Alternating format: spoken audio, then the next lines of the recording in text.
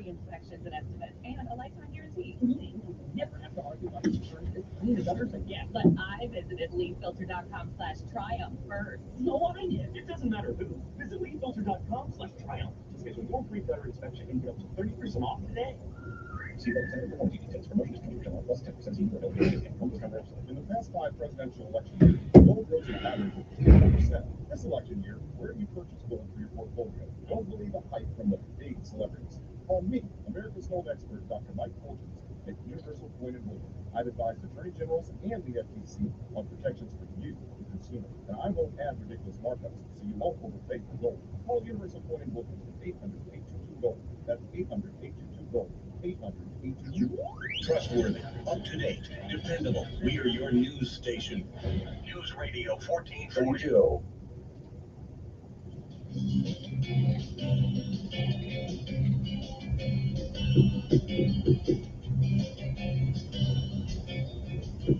5 till. Welcome back here with America in the Morning. King Kong has been knocked out of the top spot at the box office. Entertainment correspondent Margie Saraletta reports on the weekend's new #1.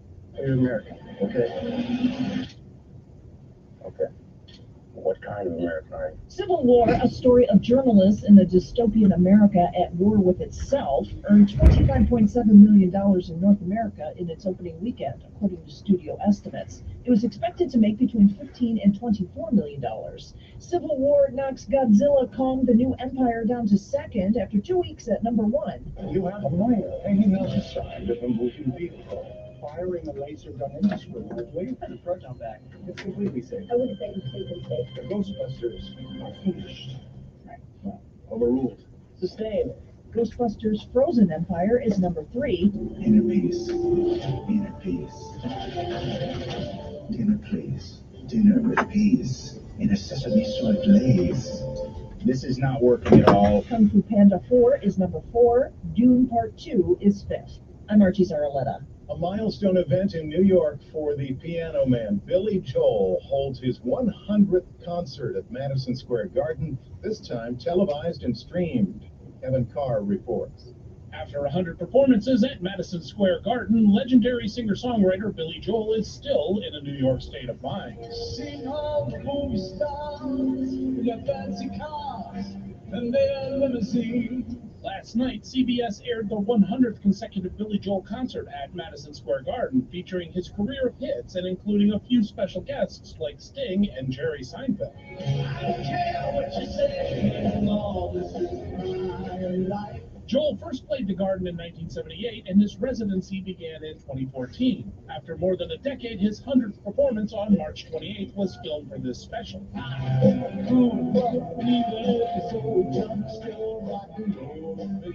For those that missed the concert or couldn't afford the tickets, which started at about $300 for the cheap seats, the concert is now available to stream on Paramount Plus with Showtime. While in-theater and at-home concerts are nothing new, they are seeing a newfound popularity. For some fans who cannot afford the cost of travel and tickets, these have become viable options to enjoy their favorite artist. Taylor Swift made history with her Eras Tour last year, and Beyoncé dropped her own concert film in December. We are creating our own world. As a follow-up, the Piano Man is embarking on a 14-stop tour across the U.S. and the UK this fall. More information is available at BillyJoel.com. I'm Kevin Carr. Amazing hitmaker and great talent.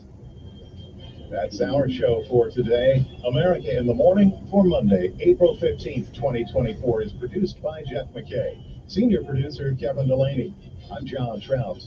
This is Westwood One. Join us June 1st and 2nd at the Birmingham Jefferson Convention Center in Birmingham, Alabama for Iron City Comic Con. There will be tons of vendors, artists, exhibitors, performers, cosplay, and more, including celebrity Q&As with guests like Andy Black, Jim Cummings, Walter Jones, Matt Riddle, and many more. Starting this Friday at 8 a.m., head to this radio station's website to get a weekend pass to the Iron City Comic Con at half off. Hurry, offers are limited, so act fast. Get your sweet deal for Iron City Comic Con today by visiting this station's website. What is the relation? There's a better way to do that. To help you prepare for Election Day, sample ballots are now available. We have a link on our website, WSFA.com, as well as our debates between the District 2 candidates. It is coming up on 6:59 now. Let's get a check on that morning commute if you're heading out the door anytime soon. This is I-85 near Perry Hill Road. The sun is shining. Traffic is moving nicely. No signs of any delays. Tyler, you need your sunglasses this morning. You definitely pack the shades. It is a sunny morning, and it's going to be a mostly sunny day. A lot of sunshine today. No rain. About 84. The humidity stays low, so it will feel pretty good for 84 degrees today. Kind of like what we had over the weekend. Tomorrow, 80s again, 82. We'll have partly cloudy skies. So more clouds. 82 again Wednesday. Now, Wednesday and Thursday, I do expect there to be more cloud cover. There will still be some sunshine, though. And there's an ever so slight chance Wednesday, Thursday, Friday of a shower or storm. But I really think a lot of us are dry during that stretch, but I can't completely rule out Wednesday, Thursday, Friday a shower or storm as we stay very warm through Saturday in the 80s. Then we've got changes coming for Sunday in the next week. Sunday, guys, features a chance of showers across the area. All right, Tyler, that's it for today in Alabama. Today on NBC is coming up next. More local news coming up in 30 minutes, but right now we will send you off to today's show. The Iranian attack was a failure. Nearly all of the projectiles were blocked by Israel's air defenses with help from the U.S. military and other allies. Streets outside a New York courthouse are packed with police and reporters as Donald Trump gets set to become the first former U.S. president to stand trial on criminal charges over hush money payments to Stormy Daniels. When I walk into that courtroom, I know I will have the love of 200 million Americans behind me. Correspondent Matt Piper is in Manhattan. A group of regular citizens chose peers in the eyes of the law will be chosen to decide whether the former president of the United States is guilty of a crime. But how long could this process of jury selection take? After months of pre-trial motions and delays, It's predicted that jury selection might last a week. I say that jury selection should last at least 2. More than 500 people who called Manhattan home have been sent notices to appear. We are just learning the FBI has opened a criminal investigation into the key bridge collapse in Baltimore. Multiple reports say the agency will look into, at least in part, whether the crew of the container ship that triggered the disaster knew the boat had serious system problems before it left port. The Biden administration's announced a $6.4 billion grant to revive semiconductor manufacturing in the U.S. CBS's Arden Farhi at the White House. The Samsung facility will make microchips for medical devices, cars, and the aerospace and defense sectors. Samsung will also stand up a research and development hub. The complex in Central Texas is expected to create at least 17,000 construction jobs and more than 4,500 manufacturing jobs, according to the administration. The only golfer since Tiger Woods to win a Masters and a Players Championship in the same season is sharing his magic formula. Scotty Scheffler tells CBS. I did my best to stay calm out there. I tried to stay patient on the course and was able to make some key shots and key putts today to kind of keep my round going. It's his second Masters win in 3 years. This is CBS News. Think O'Reilly Auto Parts for all your car care needs. Get the parts and service you need fast from the professional parts people at O'Reilly Auto Parts. Did you know that every day Preborn's network of clinics experiences 200 miracles? How? Preborn gives women with unplanned pregnancies a window into their womb through free ultrasounds, introducing them to the beautiful life growing inside. Once she meets her child inside her womb and hears their heartbeat, the chance of her baby's life doubles. Because of the generosity of you and me, who donate $28 to sponsor an ultrasound, Preborn can do this. The cost of a dinner to save a life, the most worthwhile investment you can make. All gifts are tax deductible and go entirely to saving babies. Someday you may meet a baby that you rescued and you can give them a hug, or maybe they'll give you a hug. Maybe they'll even save your life as they grow and pursue meaningful careers. One thing's for sure, you'll never regret saving a child's life, because life is a miracle. All gifts are tax deductible and will go directly towards saving babies' lives. Donate securely at preborn.com/give-life. That's preborn.com/give-life. Sponsored by Preborn. A college hoop star took some jabs on SNL ahead of tonight's big picks. The University of Iowa announced that basketball star Caitlin Clark will have her jersey retired and replaced with an apron. She was there to give Che his comeuppance. Since you're such a big fan, I brought you a souvenir. It's an apron signed by me. CBS's Erica Herskowitz. The WNBA draft takes place tonight in Brooklyn, where the Indiana Fever have the #1 pick. And with it, they're expected to take Caitlin Clark. The Fever have already been seeing a spike in ticket interest. Cleveland knows Clark brings a lot of eyes to women's basketball. She's hoping that continues at the next level. Our games being nationally televised. I mean, we played on Fox, NBC, CBS, ESPN. I mean, you just go down the list, and we've been on every national television channel, and I think that's been one of the biggest things that's helped us. It's the second straight year Indiana will pick first. Los Angeles selects second and fourth. Chicago chooses third, and Dallas goes fifth. Deborah Rodriguez, CBS News. It's time to settle up for the inaugural Alabama Sheriff's Association PCA Pro Rodeo, May 9th, 10th, and 11th at the National Peanut Festival Fairground Bank Plus Arena in Dothan, Alabama. 3 exciting nights of rodeo action with over $50,000 in added prize money, featuring all 67 county sheriffs and their staffs throughout Alabama. This family-friendly event will be live-streamed worldwide. Come out and watch past world champion cowboys and cowgirls showcasing their talents in bareback riding, steer wrestling, barrel racing, and bull riding. Tickets are $15 in advance and $20 at the gate. Proceeds to benefit the Alabama Sheriff's Foundation and Alabama Sheriff's Youth Ranches. For more information, check us out at Alabama Sheriff's Association Facebook page or call 334-264-7827. Thursday night is Veterans Appreciation Night. Veterans and active duty military get in free. Come join us May 9th, 10th, and 11th at the National Peanut Festival Arena. Let's rodeo! Prescriptions required online consultation with healthcare provider for determining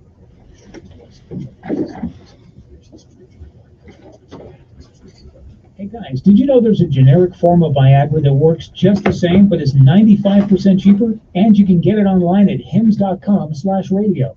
Through HIMS, you'll get a free medical consultation to determine the ED medication that's best for you. Discreet shipping if prescribed, a 100% online process, and a range of treatment options, including trusted generic alternatives to the name brands, at up to 95% off. ED is personal, and at HIMS, so is treating it. Just go to hims.com/radio and get connected to a licensed medical provider online for free, with zero copay, no expensive appointments, and no awkward face-to-face conversations.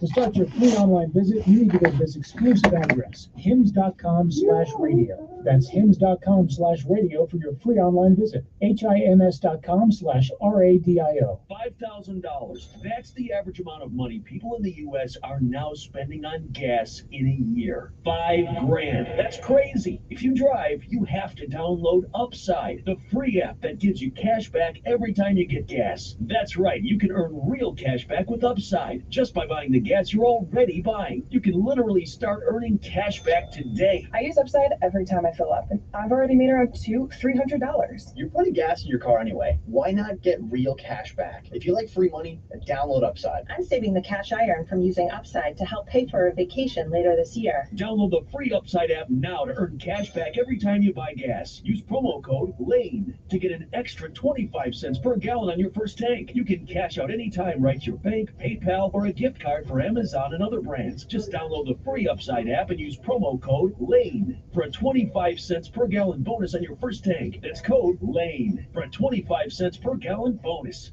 We all hear the radio ads about the IRS. They tell you to be afraid, to be scared, and they try to frighten you into calling. I'm not here to do that. Tax Relief Advocates is different. TRA is here to tell you that if you owe money to the IRS, whether it's $5,000, $50,000, or $500,000, we have a solution. It doesn't matter if you're sitting in your car, at work, or with your kids. No matter where you are, call now. 800-575-2794. Don't lose hope. TRA can eliminate or reduce what you owe to the IRS. There is zero risk to you. If we can't reduce your tax debt, then you pay nothing. Our passion is taxes and helping individuals fix their IRS problems. We have a 5-star rating on Google and an A+ with the Better Business Bureau. You don't need to be afraid of the IRS any longer. End your tax nightmare today by visiting us online at tra.com or call 800-575-2794. That's 800-575-2794.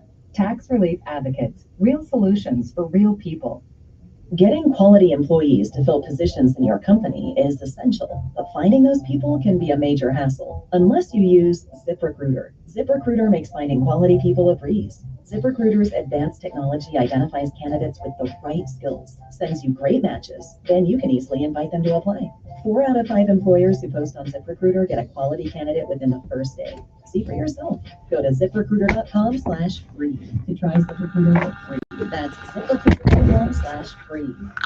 We used to argue about whose turn it was to clean the gutters, but then I had leaf filter gutter protection installed. Wait, I told you Leaf Filter had free inspections and estimates and a lifetime guarantee. We never have to argue about whose turn it is to clean the gutters again. But I visited leaffilter.com/triumph first. No, I did. It doesn't matter who. Visit leaffilter.com/triumph to schedule your free gutter inspection and get up to 30% off today. See representative for warranty details. Promotion is 20% off plus a 10% senior or military discount. One discount per household. In the past 5 presidential election years, gold rose an average of 10%. This election year, where do you purchase gold for your portfolio? Don't believe the hype from the paid celebrities. Call me, America's gold expert, Dr. Mike Fulgens at Universal Coin and Bullion. I've advised attorney generals and the FTC on protections for you, the consumer, and I won't add ridiculous markups, so you won't overpay for gold. Call Universal Coin and Bullion at 800-822-GOLD. That's 800-822-GOLD. 800-822-GOLD. He's the voice of the conservative millennial. Ben Shapiro. The Ben Shapiro Show, tonight at 8 p.m. on News Radio 1440. Depend on it. Your WSFA First Alert Weather Forecast on News Radio 1440. Sponsored by Publix Supermarkets. Get exclusive Club Publix member perks when you sign up at clubpublix.com/save5. You'll be able to view their weekly ad a day early, see deals picked just for you, and enroll in Publix partners to give back a portion of your eligible purchases to your school of choice. Terms, conditions, and restrictions apply. Plenty of sunshine today. Temperatures up into the 80s, about 84 degrees for a high with light wind speeds under 10 miles per hour. Tonight, we are comfortable again down into the upper 50s in most spots with partly to mostly cloudy skies. We'll have more clouds Tuesday, but we're still likely dry with temperatures in the low 80s. We'll be in the low 80s again Wednesday with just an ever so slight chance of a shower or storm. That's your First Alert Forecast. I'm meteorologist Tyler Seabury for News Radio 1440. Montgomery Skywatch Traffic, brought to you by Sons Automotive. Family owned, family driven on News Radio 1440. Good morning, Montgomery. Your Monday kicks off with no major problems or accidents. Interstate systems moving smoothly into the Tri-County area from Clanton, Auburn, and Greenville. No problems on 231 south out of Wetumpka, north out of Troy. Keep listening. We'll keep you posted. At McKinnon Toyota, financing is as low as 2.9%.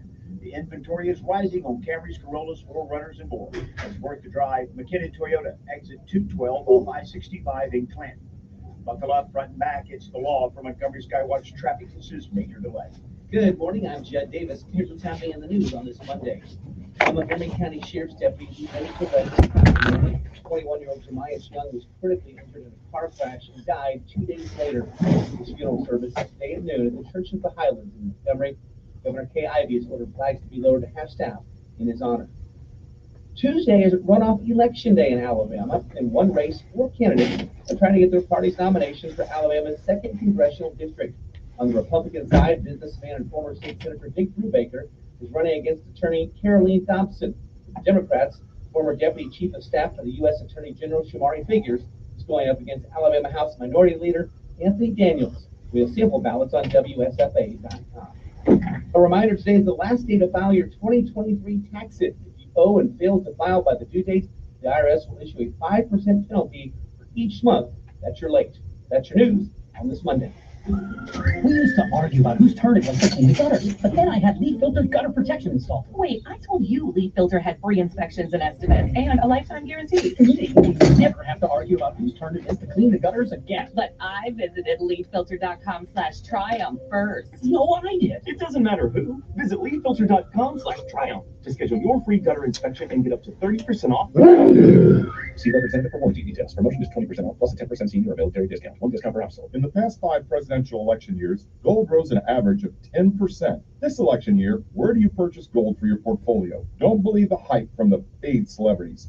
Call me, America's Gold expert, Dr. Mike Fulgens at Universal Coin and Bullion. I've advised attorney generals and the FTC on protections for you, the consumer. And I won't add ridiculous markups, so you won't overpay for gold. Call Universal Coin and Bullion at 800-822-GOLD. That's 800-822-GOLD. 800-822-GOLD. Hey folks, this is Major Delay. Not too long ago, I was diagnosed with type 2 diabetes. Now, few things are as important as the health of my feet. First order of business, have your feet checked by a podiatrist. Without hesitation, I told my doctor I'm going to Dr. Brian Kelly with Greenville Foot Care. I went to his clinic on Winton Blunt behind Baptist East. The staff was friendly and professional. I was in and out in less than 30 minutes. And in that short span of time, with a few simple observations, Dr. Kelly shed light on two major issues I had had with my feet and ankles all my life. I was amazed. Not only was the checkup quick and easy, I felt comfortable and informed. He even recommended certain running shoes that better fit the structure of my feet. And your insurance even pays for annual visits to a podiatrist to better your health. No referral necessary for most insurance. Hey, walk, crawl, limp, roll, any way you can get there, but see Dr. Brian Kelly at Greenville Foot Care. Call for an appointment 334-265-7585 or check out greenvillefootcare.com. No representation is made as to the quality of podiatric services to be performed or as to the expertise of podiatrists performing such services. I've always gotten tons of UTIs. Cranberry products never worked for me, and I was desperate for a way to be proactive. I'm Jenna Ryan, CEO and founder of Eucora. We've worked with doctors to develop effective urinary tract health products. Eucora is helping over 100,000 women stay healthy. Ready to join them? Get 30% off at eucora.com/radio. That's UQORA.com/radio. These statements have not been evaluated by the Food and Drug Administration. This product is not intended to diagnose, treat, cure, or prevent any disease. Join Sean Hannity Sundays at 3 p.m. for the Encore Show. Chinese, the Russians, don't fear Joe Biden. On News Radio 1440. Sometimes you need to reset, refocus on your day. The moment where you take a deep breath and change the focus from the problem to the problem solver. This is Decisions with Kevin Elkins.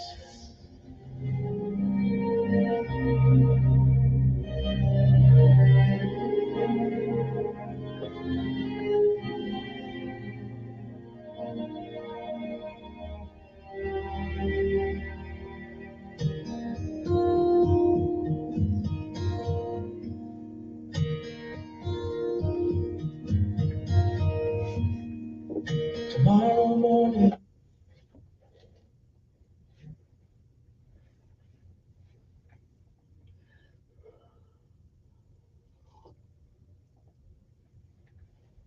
And good morning, Montgomery, Alabama. It is time to rise and shine once again. For it is one more time, one more day, that you're on top of the ground, and the ground's not on top of you. What a great day it is to be alive. Good morning. It is April the 15th, 2024. Besides being tax day, it's still a great day, even though you got to pay taxes. It is time for our daily bread, a word from on high, something that will change your perspective or give you a new one. But either way, it's good for the soul. Good morning.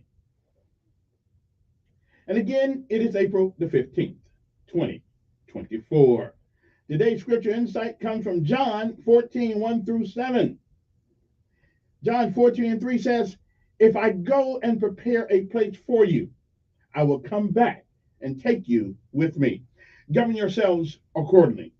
And again, good morning. It is April the 15th.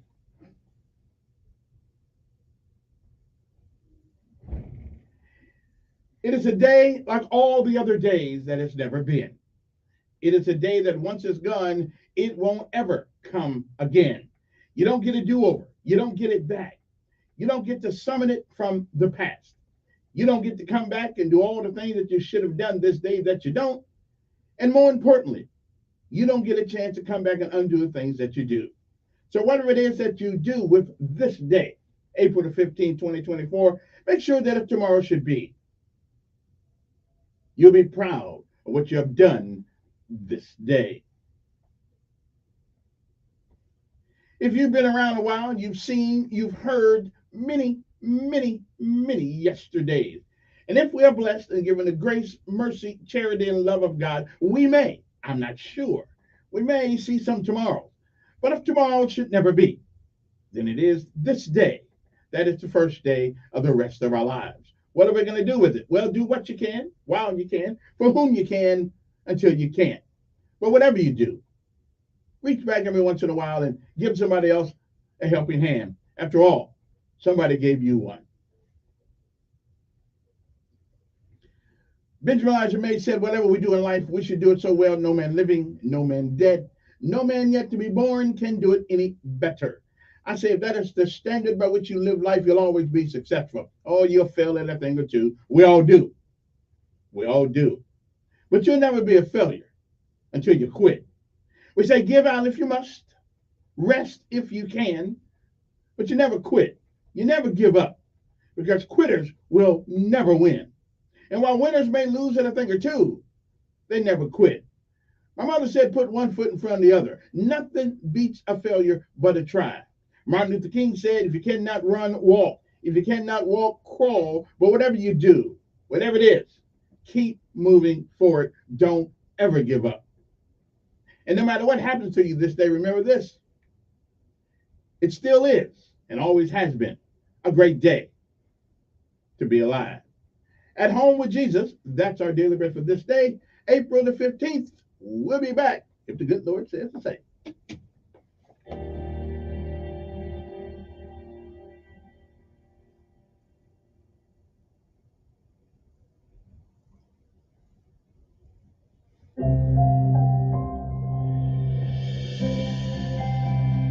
Welcome to today's encouragement from Our Daily Bread. My name is Bill Crowder, and I entitled today's reading, At Home in Jesus. There's no place like home, says Dorothy, clicking the heels of her ruby slippers. In The Wizard of Oz, that was all it took to magically transport Dorothy and Toto from Oz back to their home in Kansas. Unfortunately, there aren't enough ruby slippers for everyone. Although many may share Dorothy's longing for home, finding that home, a place to belong, is sometimes easier said than done. One of the consequences of living in a highly mobile, transient world is a sense of detachment, wondering if we'll ever find a place where we truly belong. This feeling may also reflect a deeper reality expressed by C.S. Lewis. If I find in myself a desire which no experience in this world can satisfy, the most probable explanation is that I was made for another world. The night before the cross, Jesus assured his friends of that home, saying in John 14:2, "My Father's house has many rooms. If that were not so, would I have told you that I'm going there to prepare a place for you?" A home where we are welcomed and loved. Yet we can be at home now, too. We're part of a family, God's church, and we live in community with our brothers and sisters in Christ. Until the day Jesus takes us to the home our hearts long for, we can live in his peace and joy. We're always home with him.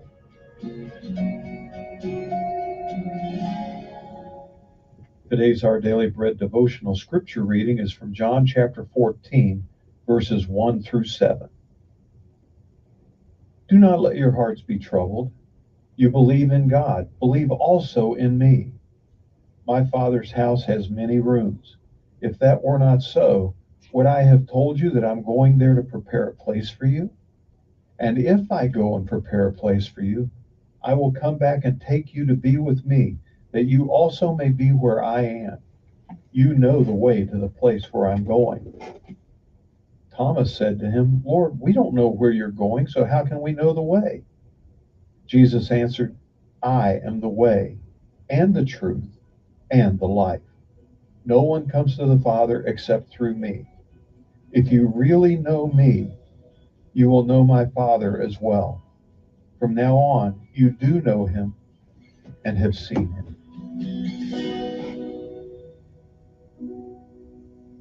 Let's pray.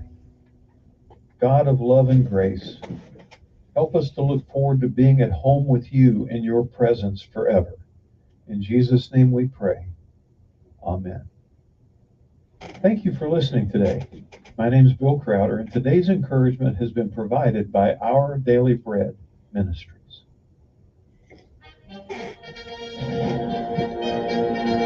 And now it's time to honor our armed forces of the United States of America.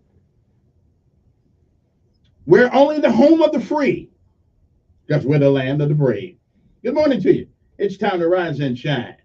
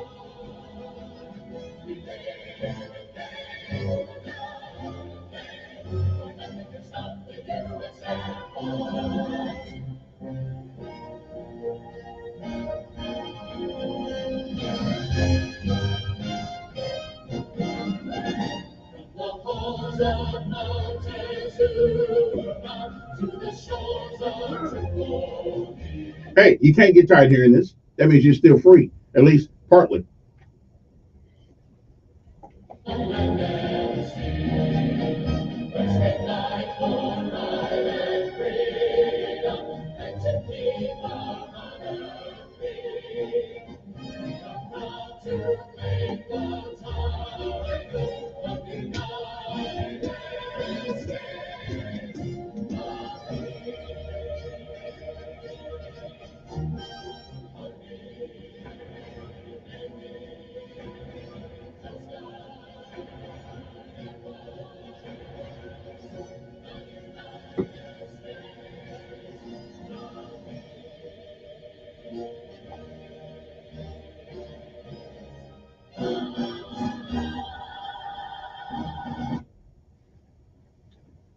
And good morning, good morning, good morning, and good morning, everyone. Now I know there's some people on the phone over there, but I do have something to put out before I go to anybody's phone call this morning, because we got this student of the week thing that we put out, but it's from the Montgomery Public Schools, and while the kids are headed to school and all that kind of stuff, we try to give them something to be motivated by. My goal here is to let people know that you don't just have to play football and basketball in order to get some recognition for the hard job and the tough job and the great job that some of you guys do. I know I'm hard on public school, but public school been hard on me. I'm just telling you, it's been tough. Anyway, just real quickly, tell you who won, and who was in it last week. Our participants in the let me see now, blah blah blah. Okay, I tell you who. Okay, was Antonio Key from Sidney Lanier High School. Didn't make number one, but was considered, and all these folks are considered. And I'm going to tell you who actually won. Sarah Headley of Prattville High School and Jaden Cleveland of Park Crossing High School. And Marianne Khan, Khan, kind of reminds me of Star Trek there, a Loveless Academic Magnet Program High School. Julius Williams of Wetumpka High School. Congratulations to Jada Timmons, who also was put in for it. Anybody else? Okay, so those are the ones that put in last. Okay, who won? Who won last week? I tell you who won. You know who won? Okay, River Region Academy student Paris Howard. Okay, wins the most competitive student. It was the toughest one thus far. Now I'm looking at today's, and it seems like the teachers have dropped the ball again and not put enough students in for this thing. Okay, can we stop being academically lazy at our school system, Mr. Melvin? Okay, give these kids something to look forward to. I mean, because if they did something wrong, we put them in the newspaper, and I'd be talking about them like a dog. But I'm not doing it right now. Okay, as a matter of fact, I don't even want to. I want to talk about all great things that these kids are doing in school, because they're not out there robbing and shooting each other and shooting down the freeway like they were last week. I'm good. Okay, there are a lot of good kids, including mine, who do a great job every day. So again, we want to congratulate Paris Howard, a student at the River Region Academy. Now I don't actually know what you get for this, but first of all, the fact that your peers think so much of you, wow, what an accomplishment. Okay, now who's on for this week? Then we'll get on something else. Who is on for this week? Okay, the new Montgomery Student of the Week candidates, and you got till Thursday to cast your vote. Okay, so the month of April is speeding on by. So let's look at some of the people that made it this week. Okay, Lily Colombi, I think Colombe. That looks like Columbia to me. Montgomery Catholic Preparatory School. Lily has been an integral part of the Montgomery Catholic community since she was in the first grade. Over her 12 years as a student there, Lily earned an impressive 4.28 GPA. That's right. Achieved above average score of 27 on the ACT and became a two-time state champion in the varsity volleyball team. She also maintains an active membership in the Key Club, National Honor Society, and Mu Alpha Theta. I don't know what the Mu stands for, but I'm with you. Next year, upon graduation, she plans to attend the University of Miami, a school with a selected 19% acceptance rate and a major in nursing. Congratulations to Lily Colombi. And if I'm getting it wrong, somebody call me, but I Colombe, Colombi. Congratulations to her, and may she continue. Her future looks bright, so don't do anything screwed up. Okay, here's one more. I think we got three. Cinkerria. I'm going to try to get this. Cinkerria Williams of Sidney Lanier High School, a senior at Lanier High School. Let me get these names right. Cinkerria Williams' journey to the finish line this May is a testament to her remarkable resilience and indomitable spirit. According to school leaders, faced with numerous obstacles along the way, she has demonstrated an extraordinary level of persistence, never allowing challenges to deter her from her goals. What's truly set Cinkerria apart from her ever-present pleasant smile that she has, a symbol of her innate positivity that illuminates even the toughest situation.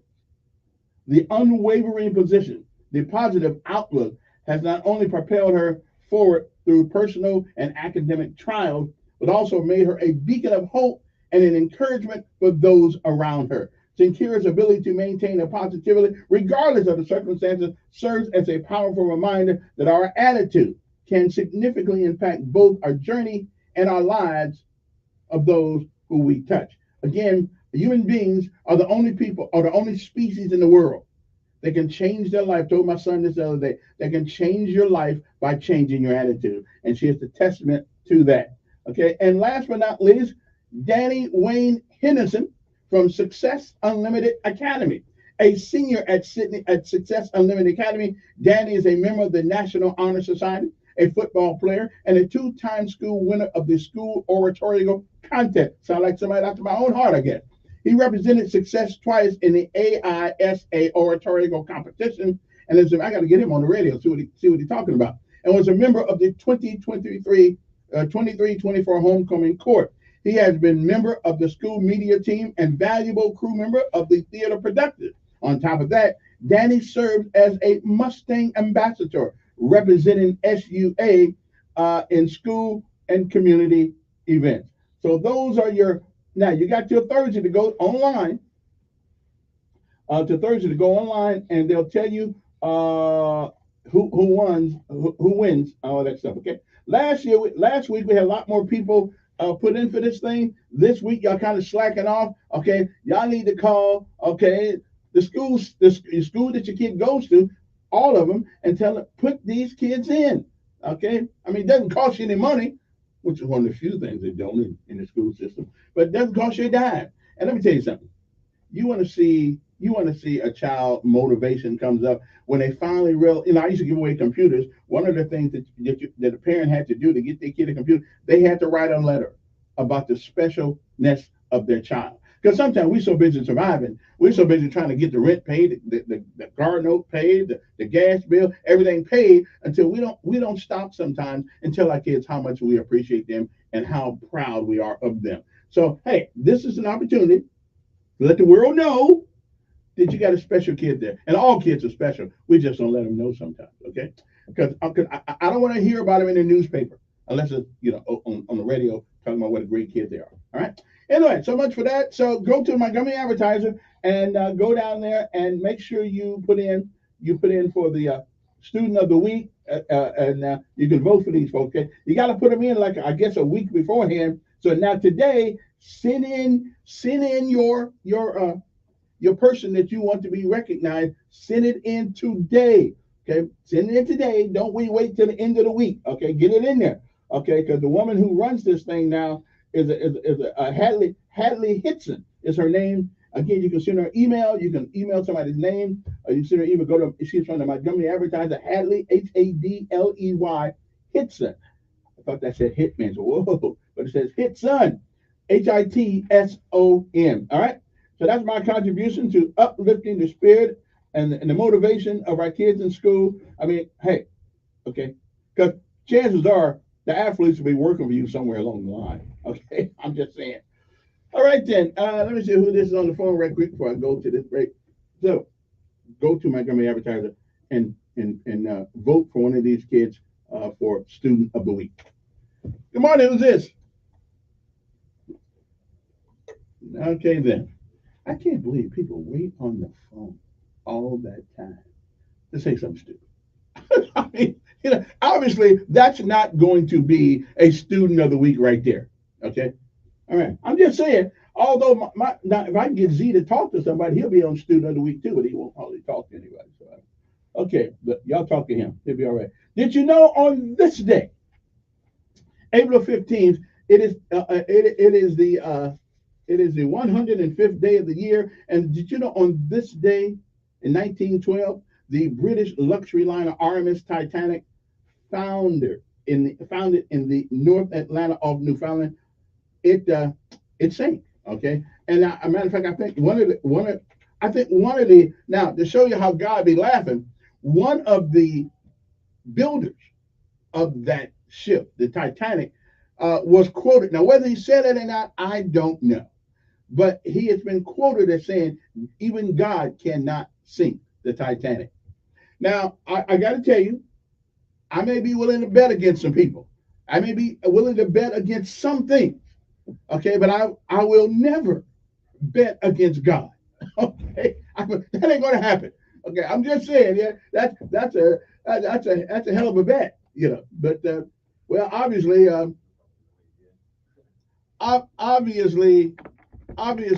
that's not true. So when the guy said the Titanic couldn't be sunk by God, well, I think he got that one wrong. So we'll come back right after this fervent message. After this, yeah, don't take that bet. That's like betting Notre Dame against Lee High School. Come on, really? We'll be back.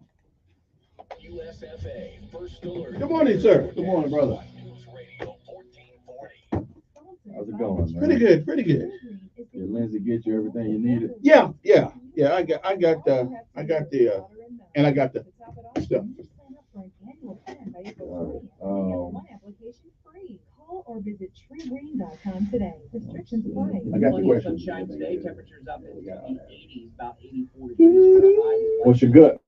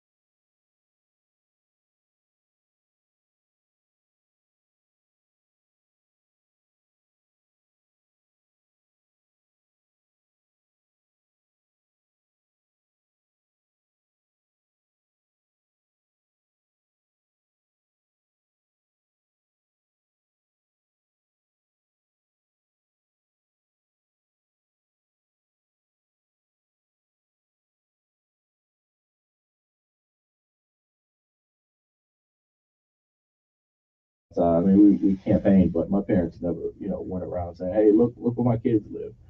And so it's unfortunate that we have to go there, right? But when lies start to spread, I mean, what they say, a lie will make it halfway around the world before the truth makes it out the front door. And so, One of the things that has been said that your federal experience directly prepared you for this particular job, but isn't a congressman there representing the local folks in his district rather than the federal government?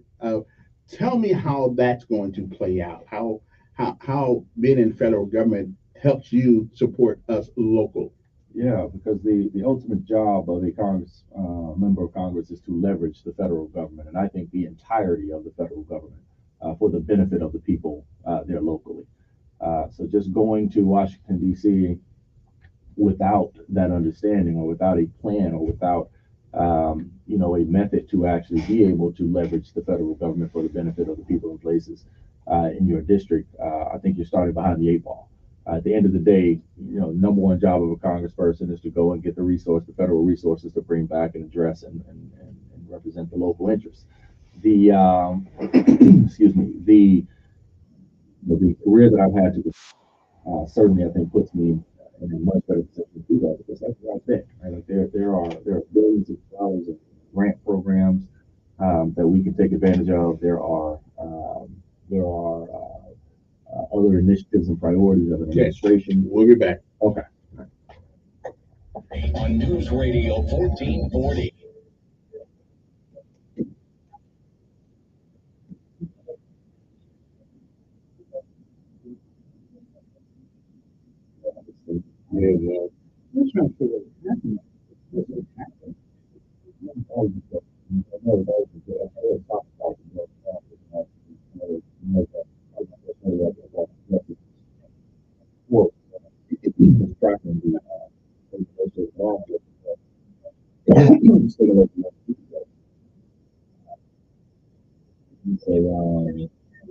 Unfortunately, he's the youngest one. I think he was the youngest office. Man, probably the last 20 years, at least 21.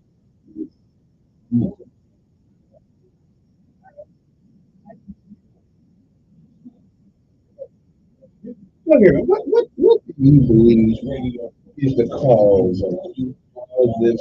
I know we were raised here, when a police officer was involved with one of our people. But when we took each other's address, you don't see the urgency of anything. So, there's nothing we can run away from. We don't. It's and I think and I don't agree with that. I do think law enforcement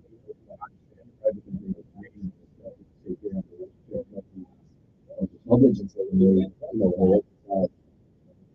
they could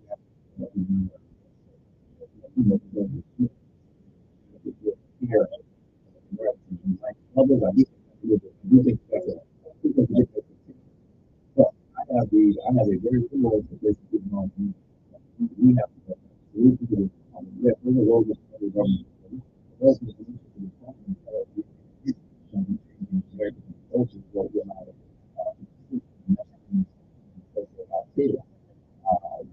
And it's become so normal.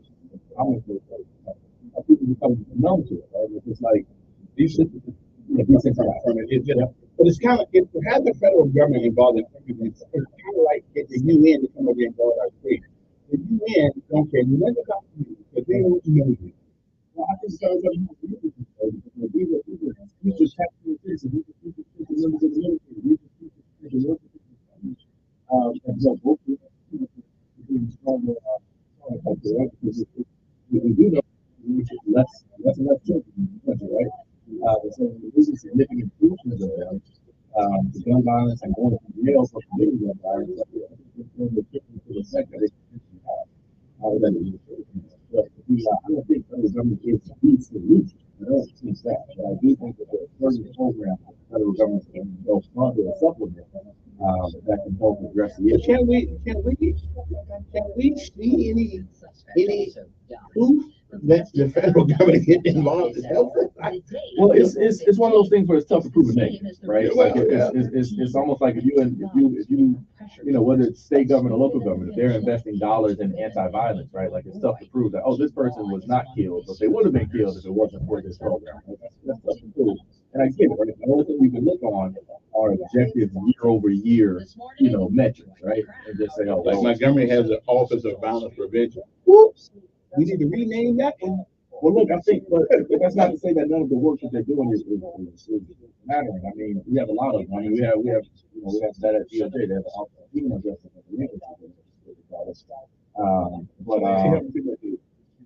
I think that's good. I just think that we can't prove a negative, right? So we don't know how bad it would be if we didn't have these. Right? Okay, that's a broad brush there. It's almost like the military, right? Like it's almost like the military. We don't know how much we need, how much, right? You understand? Like it's the same dynamic. We know the military though is it's about numbers. It's about overwhelming force. You can't have overwhelming force unless you got somebody there to bring the force. So I a little different. But I hope so. Like I said, well, if I say one soul, well, if I say one guy, one person, again, to that one person, absolutely right. That's the most important program in the whole wide world.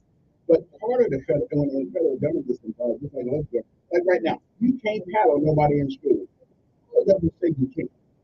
The law says out there for the local, for black folks who run the school system, you can't hit my child. Well, your child will be dead someday. Because he never had discipline at home or school. Well, the home base, that's different. I wouldn't want anybody in it. That's the default. We're going to share that. I don't know a lot of but they didn't have that choice years ago. If you act at school, you got to do it. Nothing wrong with that. Nothing wrong with that. I didn't hurt you. Not everything that was, yeah, it didn't hurt you, but I'm sure you can go find examples too that did. Right? I'm sure you can go find examples where people did misuse that, where people were taking out their at-home stress on the kids. And possibly that we hear the police department. Yeah, exactly. I'm not a big fan of police. We're still human beings. Yeah, I think they are. And people are accountable for their own behavior. But to take discipline out of us, you realize you go to any school board meeting, the one word nobody uses is discipline. Email. I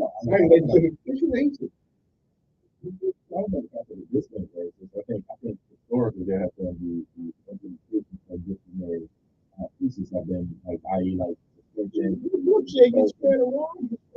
No, I don't think it is that. I'm pretty sure that's one of those things that demonstrate. It's in there.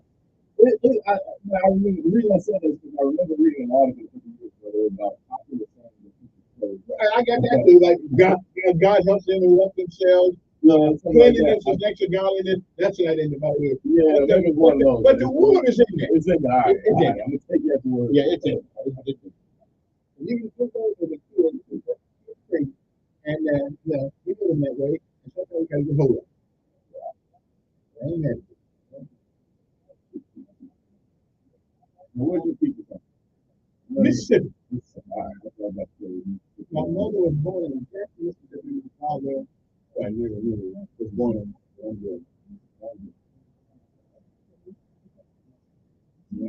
Military for that. about because I've been in there. Because I was going the wrong way real quick. Not having a father, you can be easily influenced. Yeah, no, look, I know, man. And even look, I got a brother. I have a brother that's been 9 years in the federal state prison. We come from the same house, same mom, same dad, he's older than me, right? So he kind of grew up with more of my dad. But definitely a little bit different than me. But at the end of the day, like the influence is that. Yeah, right. They are, man. Kudos to you for having that sort of self-recognition, man. Make that decision, man. Because it's plus, they was feeding me free.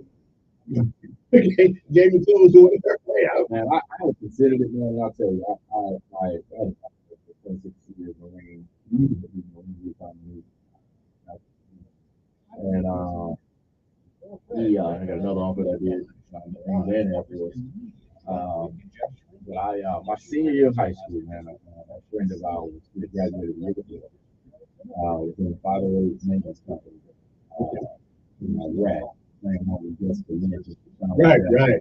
And he was killed. He was killed when they were taking POW. And for my generation, like this is 2003 that we're talking about. That was the first sort of like, exposure to war, to wartime reality. You want to take any calls? We can take one and see how it goes. Okay. We can take one. But yeah, they I don't want this to be. No, we want a conversation. Yeah, no, and I'll pivot it. If they come to you, I'll pivot away. But yeah, that was like the first like real time for us, man. And we are back. When we get back to our guest, Maury Figures is here with us. Let's have a serious talk. And it's about a killer, and his name is fentanyl. That's right. Did you know that more than 1,400 Alabamians died in 2021 from drug overdoses? It's time to have the conversation about substance abuse. Hope is real, recovery is real. So if you are a family member or even a friend, substance abuse disorder, call the Council on Substance Abuse or COSA right now. Give them a call, 334-262-1629. That's 334-262-1629. Or go to COSA.org. Let's get the help today. Call COSA, 334-262-1629. Again, number one more time, 334-262-1629. You can do something about this. Call COSA. Again, 262-1629.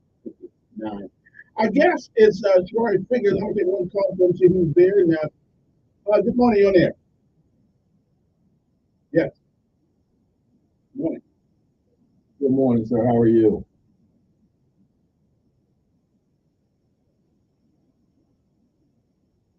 So my kids are not yet at that age. My kids are 4 years old, 2 years old. And we haven't made that decision.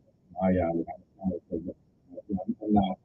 I mean, we while we were living there, that wasn't a decision that we didn't have the option to make.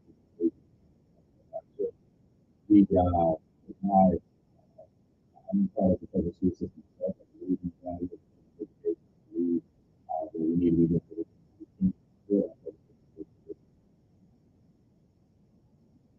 we didn't live in DC. My kids, we lived in Europe. And so I would have sent my kids to the best schools that I thought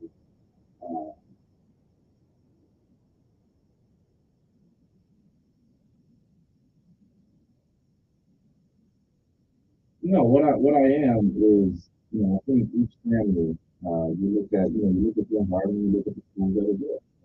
That is something the research to send their kids to that. We would have made the decision with my daughter's knowledge of public school. You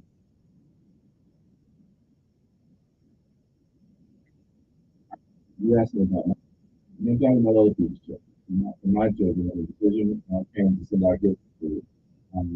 We would have very likely had we been there. Since I'm the public school.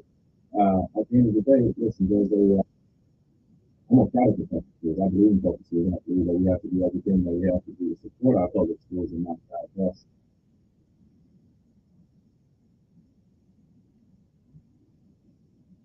I don't believe we should be taking public resources away from our public schools. That I do not believe. No.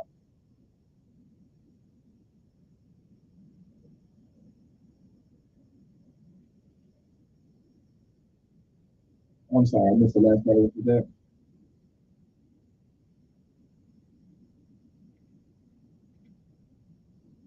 Yeah, fully. I do understand that. Absolutely. But you're still getting the benefit. What you're doing.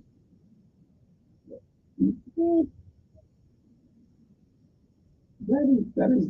I didn't say that. What I'm talking about is when you take federal tax dollars. Hold on, let me clear it up. Let me clear it up for you then, so we don't have any misconception about what I'm saying. Not what I said. I'll tell you what I said. So here we go. So What I'm saying is, I don't believe that we should be in a system, in a state, where we continue to divest state tax dollars away from our public education system.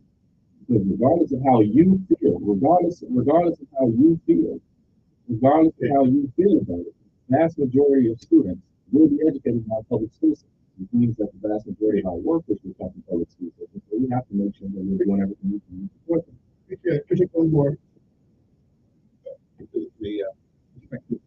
Good morning, your name.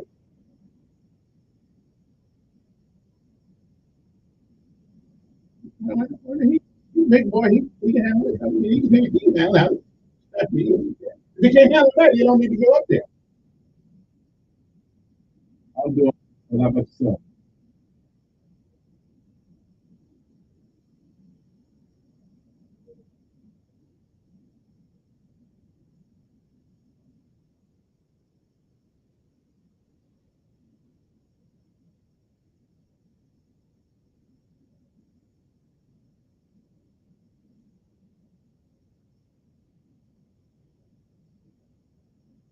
No, we have not received any endorsement. What that picture is reflective of is my career.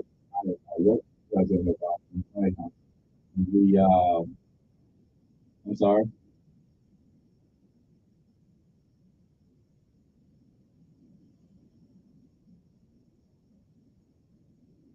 You said what now?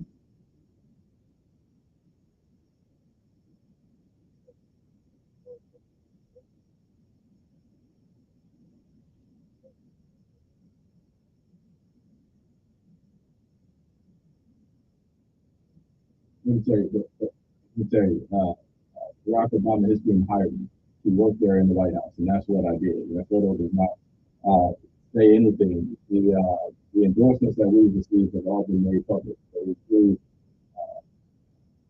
here in Montgomery, they include 7 out of 8 candidates in the race. They include hiring a bill and elected delegation, the city council, Democratic elected delegation. At the end of the day, that's not as big as the top, and that's what it is.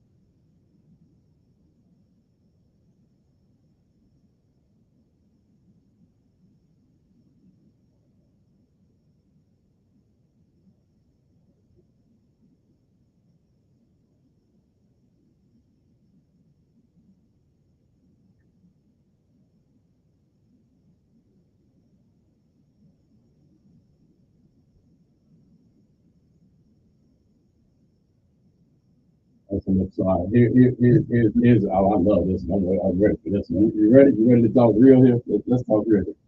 So here's the thing. Shamar Figgins lives in District 2. Shamar Figgins lives in Mobile. Right? Shamar Figgins has paid taxes in the state.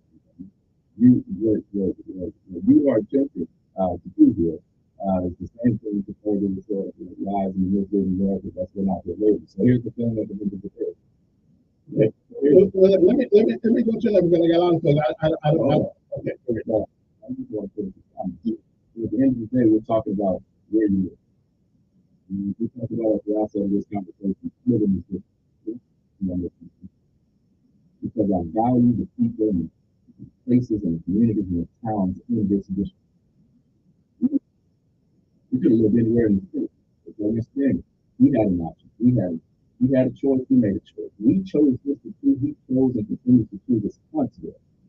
Right? He values representing the people of Huntsville more than he values the possibility of representing the people here. If that was not the case, you know where he would be living? In Montgomery. But what we have here is a situation where people have said, he's not in Montgomery. No, he doesn't. He doesn't own any property in Montgomery. Hey, and it's nothing you can do. What if you a lot of houses? House is not a home. All right. and so at the end of the day, if you're going to reflect a commitment, or you want to talk about taxes, I can guarantee you when Mr. Daniels takes his homestead, it's on a house in Huntsville. And so at the end of the day, if we want to talk about commitment and dedication, then you show that by putting your money where your mouth is and you move into the future. Great. Our guest is Shamari Figgins, candidate for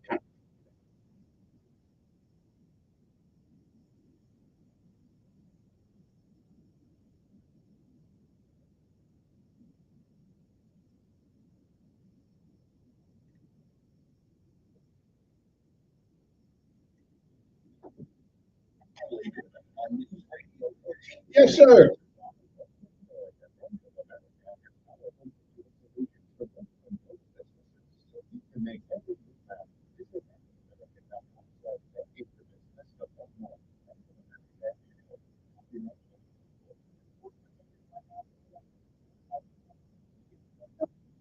I love you.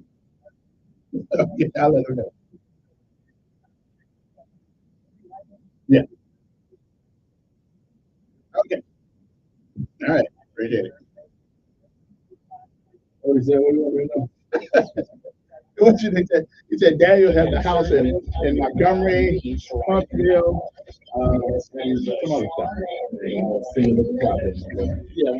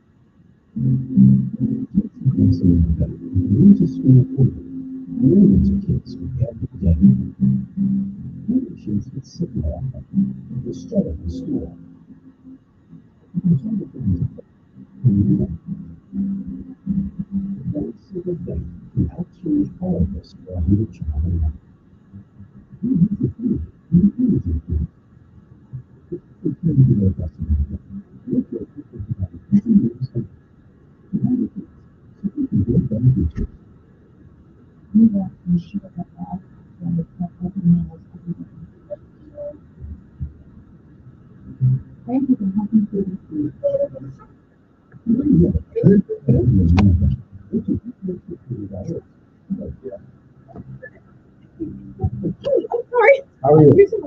I am. My name's Melissa Burnett, and I'm from Mississippi.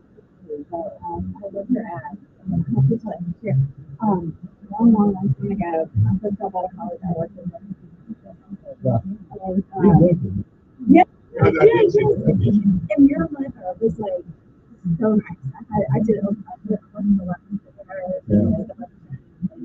she was just always so kind and just I really admired everything that I see her virtually.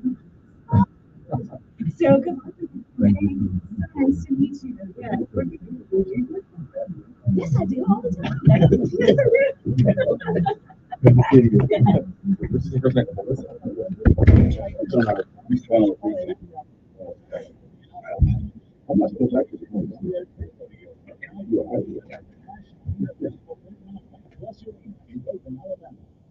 Saturday night to radio action with over $50,000 in added prize money, featuring all 67 county sheriffs and their staffs throughout Alabama. Well, I'll say one thing, right off. You know, it's a lot easier to talk about it than it is to do it.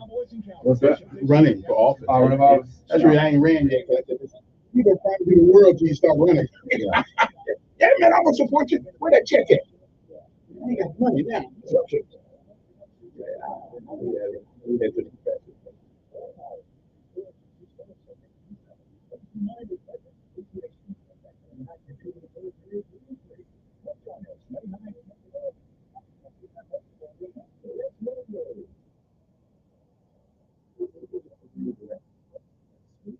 I ain't never figured out, you know, there will be animals taking the horses and putting them together and putting some around and make them jump up. Let it make me jump up too. Yeah.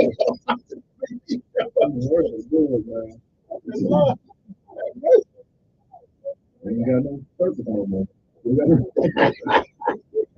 Man, I didn't realize how much the animals have been removed out. It beat up against all them places. And some of it yeah, they were abusing a lot of money. And good morning, everybody. We are back. Our guest, Shamara, there seems to be a lot of conversation about where we live and where you think live, and things of that nature. Address that a little more so we can keep it. We live in this place.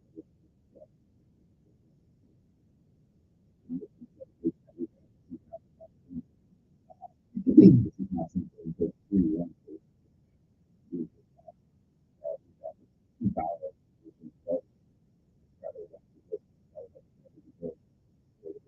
You gotta be functional. You gotta be anything. You need to be there. Continue to look for themselves. Playing. You live in that moment. Yeah. Yeah. We can go to more people. We can have it out. We can play. We can play. Yeah.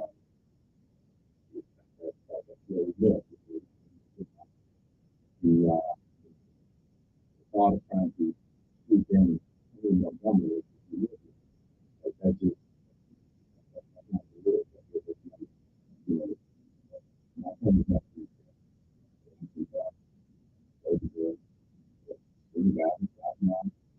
really tough.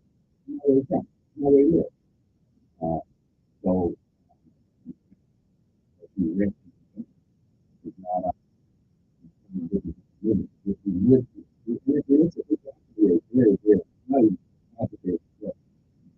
very simple.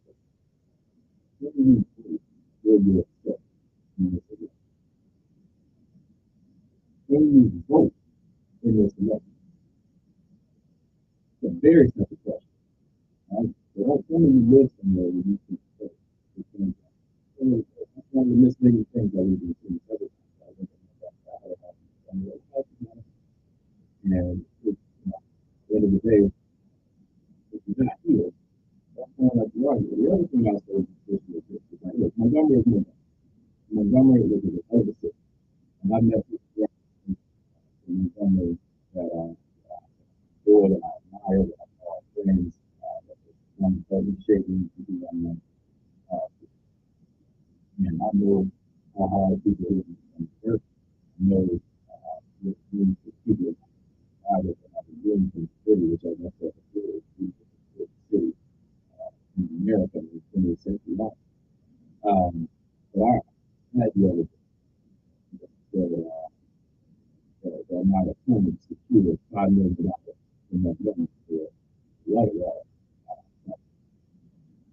which I actually stopped that project. Going to funding curious about the things at the time they were good.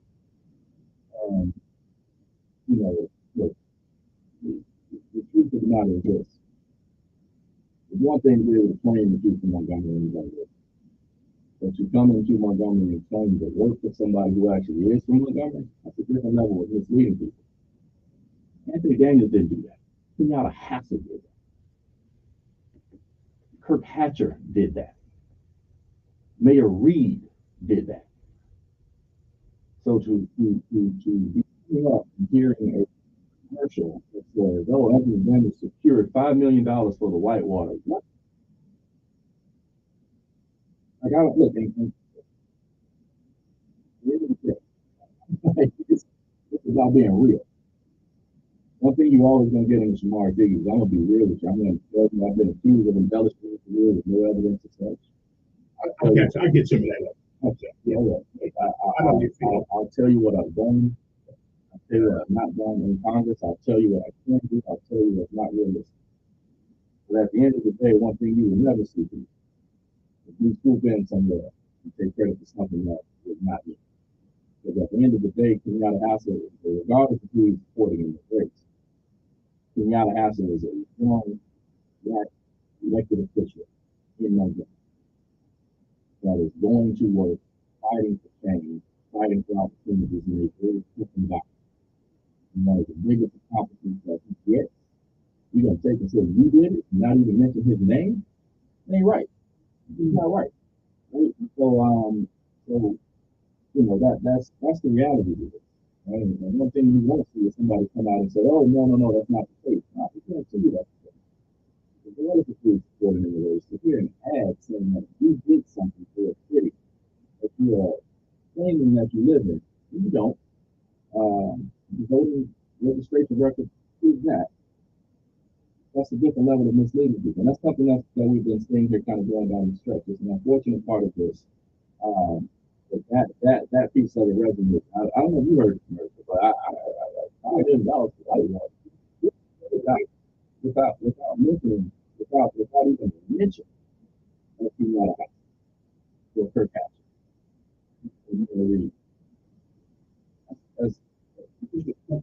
Good morning on there with Shamari Miller from Pickens. Good morning. Good morning, man. How you doing? Go Rally.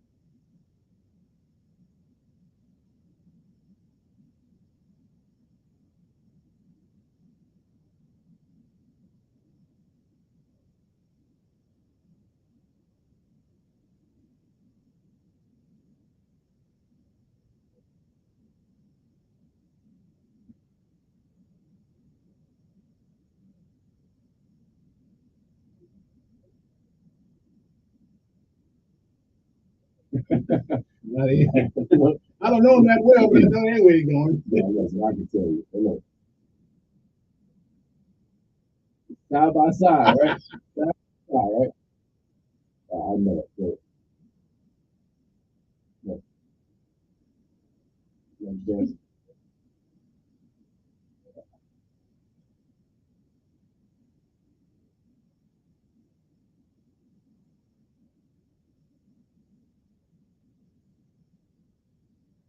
Yeah, but I appreciate that. But listen, I appreciate it. I'll say one thing on that. That's another one of those. That's a one of these misleading things. You're not a Trump supporter. Man, listen. I'm a Trump supporter. I know you are. Okay, I ain't mad at you. So you know one when you see one. Yeah. And I know you ain't. But here's the reality though, man. Here's the reality. Yeah. Right. When people say do your homework. When I resigned, I resigned from being I resigned my position as who's the head of what? Yeah. The head of the Department of Justice. The same Department of Justice that is acting for this way, he's the figurehead.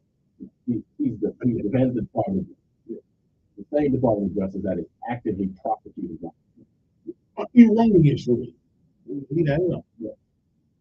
As long as how you feel about the prosecution. Yeah. Okay. It's the same Department of Justice. That's the department I come out of. I didn't work on that case. I'm not making that claim at all. I'm the same guy that worked for President Obama, the same guy who went to Congress so he could actually stay in federal government to fight back against and to see, the other side say, and I'm talking about, hey, man, look at it. It's a desperate measure and desperate time. But it is thoroughly ridiculous. Yeah, I don't even know the brother that good, but I know one thing about it. Our conversation, he ain't for Trump. That's me. They got the wrong guy up here. We'll be back.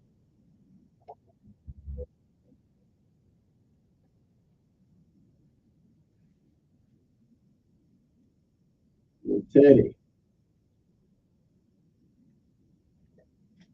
Man, that's what man. 20 years from now.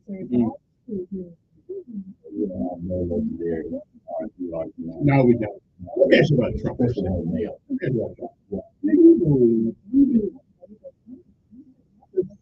Like in New York, paying somebody to shut up. It's either to take money or not take the money. But what they do is that as a former president, whether you like him or not, as a former president of the United States, he didn't kill anybody. He didn't there was it wasn't, I think the Constitution gives you the right to impeach people if crimes of treason. I might not have misdemeanor. Okay, he's going a little bit overboard because he's just pointing out. I mean, it's so here's what my mom. I think that he has heard of the law. He has entire life. The guy in the White House right now. Well, I hadn't seen that. I don't expect it. So, what I say is, one of these is a issue related to campaign finance. Basically, like he paid her. But we don't know if he's reaching his own pocket with money. We don't know that. Yeah, well, where the money came from doesn't matter. It's the why. Right? Now, look, my thoughts on Trump is, I think hopefully, I don't think it's going to fail. Even do ridiculous. I don't think we can do it where we can. I don't think that's Secret Service. With Secret Service. Yeah, I just don't see it happen. Like, we're supposed to be the people that we are. We're supposed to be the people that we think are threat to public safety or a threat to, like, even if they're not violent, a threat to go back out there and commit a scam or commit a abuse, right? And so the part that I just don't understand. Look, I think he had a reputation very well known of being a shady. But the part that I don't get about Trump is I just don't understand how people see this. And I see videos of this man watching girls under the age of 18 come out dressing. It's going to wait till she gets out. Especially not in children. He rapped in our community on this. Girls drinking on the Facebook. Did they all know? They all. They all. The other part I don't understand about our people. I just say, I'm saying now, I just feel my hero is not getting caught. Like, I just want it's not so much the thing, it's the level of business. I think that he's never been in. I think a lot of people, but I will tell you something. He said, we come out given we just try to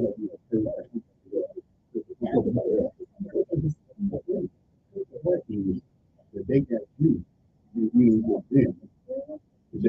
Now, I understand what he was saying, because, I didn't know one.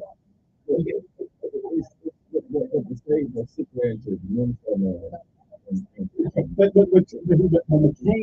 McCain talked about him too, and that's unbecoming of an office. What the things McCain would say. So they both. When two elephants used to fight in the room, you know what I do? Yeah, I'm on with them. That's right. Just because you serve this nation doesn't mean that you don't have the right to be scrutinized. Yeah. No, I agree, but I think that look, strikes me as one of those people, man. If you take a trip at him, yeah, I ain't mad at him. Right. Well, what did your boss say? What does your boss say when he said they bring a knife, we bring a gun? That's the boss. Oh, well, I'm just saying. I'm not even going on both days. Exactly. More right. I'm just saying. Take a clip of a baseball bat. One thing about it, nobody's going to change their mind. Listen, I wish I had a third choice. But why does 80 million people vote for him? And I'm one of them 80 million. Why do we vote for him? Not because some example of moral character and purpose. But if the truth be told, me, Jamari Morris, Anthony Daniels, anybody else, we're human beings, and we've done things that if it came to the light of day, we'd be ashamed of it. I think that's absolutely right. So he sat in a room bragging. Every soldier I ever know that came back in the middle of the night, man, I thought about it. So we all amongst our people.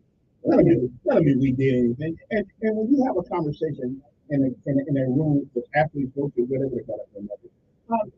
It's a private conversation. We all improvise. We all. I'm not disagreeing with you on the context of what they call locker room. Thank you. I'm not disagreeing with that. But at the end of the day, is when you make a case for leadership. And for me, he's the first, even George Bush. I'm saying even like, but George Bush had those steps. Reagan had those steps. Yeah, I get it. But now they came up with the political process. Trump did not. He didn't understand political decorum. He just, but he understood being a boss.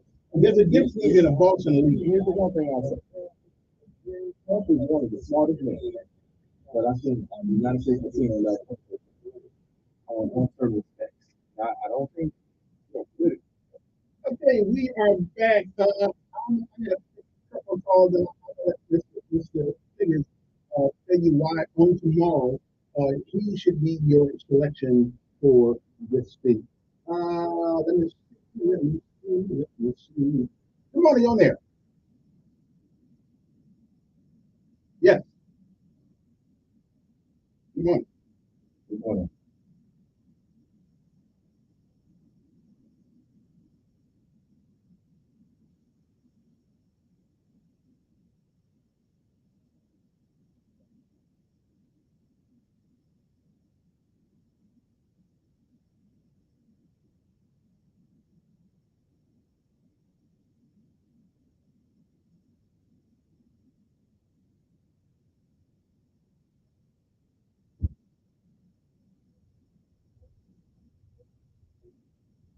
So again, I'll say this. I'm going to answer that question. I'm going to answer the answer. Here's what I say. My children have nothing to do with it. Nothing to do with it. Anthony and his children have nothing to do with it. There ain't nobody called him and asked him where his children are. So here, that's an answer your question. The answer is clear and bluntly. My children live in Mobile, Alabama with my wife and I. We don't live in there. Right? So this narrative is trying to say that we still live in Maryland. That's the guilty conscience of somebody that just doesn't live in the district. Right? Like we don't find any evidence of my children or my family living in there. It's a very simple reason why. They don't. Right? They're in school right now. I don't know. Come on, who this? Morning. I can hear you well.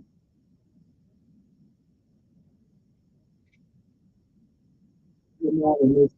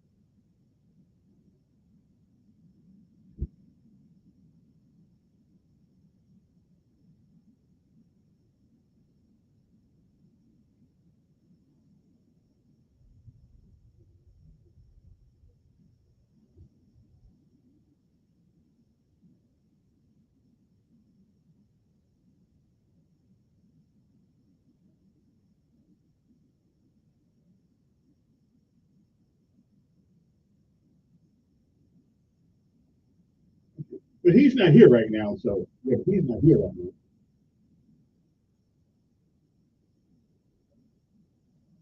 Yeah.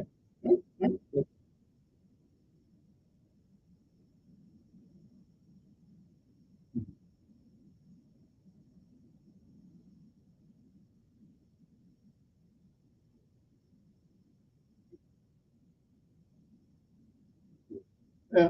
He's not here to answer that at the moment, so right.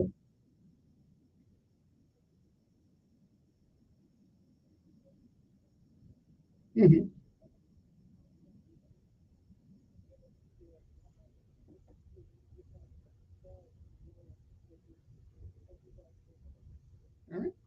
Appreciate it. Thank you, Mr. Ellis. Again, I'm not taking any more calls, guys, but I got to give him an opportunity to take. So tell us why you. So I think at the end of the day, look, one thing you always gonna get out of me is honesty. That's at the core of who I am. Before I got it, there's no better almost 40 years. That you don't you ever. The most disappointing thing that you can do, you and to yourself, is to let people do somebody do sacrifice the more people. And so, to this point in this campaign, what else are we going to do about it? We've not done a single negative, but we highlighted facts.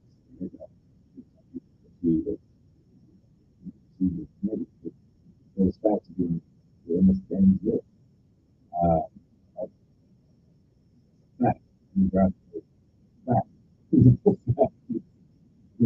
But at the end of the day, the mud scene, misleading people, misleading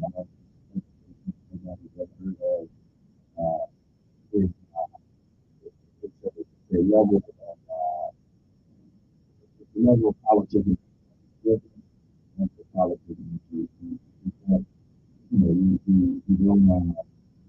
don't like to hear people going throughout the process. One of the funniest ones to me was really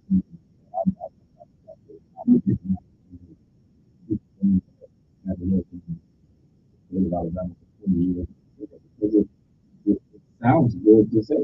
And if it was true, it would be great, but it's just not true. It's literally just not true. Truth is something that you don't do. Do what truth looks like. Being straight up, honest with people. Telling them where you live, not making assumptions about where you live, not spreading lies about what you live. Saying my things,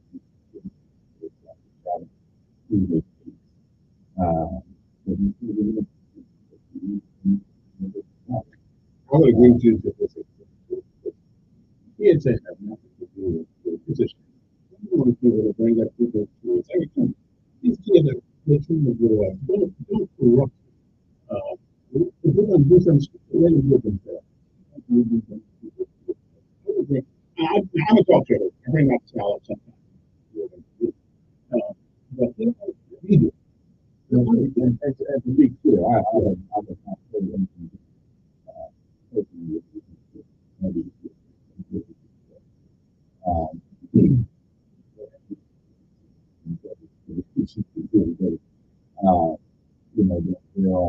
There are supportive acts to their body.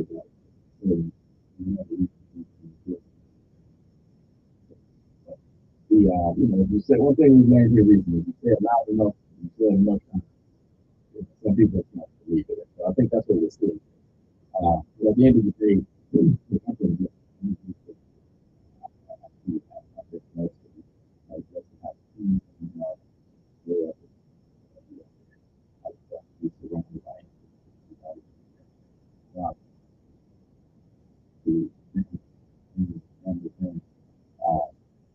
all supporting, all media,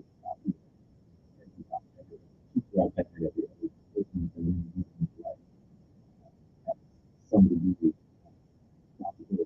the opportunities that I have. I tell people that we can see it to like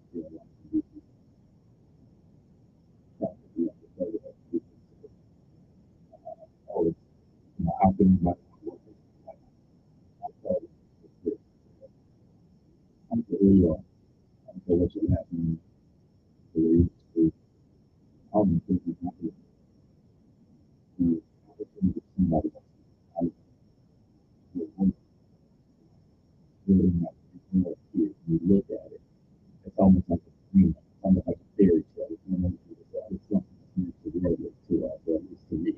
those people. The first person I knew who worked there was Lester Turner, who went on to be Secretary of Labor under Clinton. But people coming from where we come from in the state is that's a that is just it's out of this world. It's an opportunity that you cannot turn down.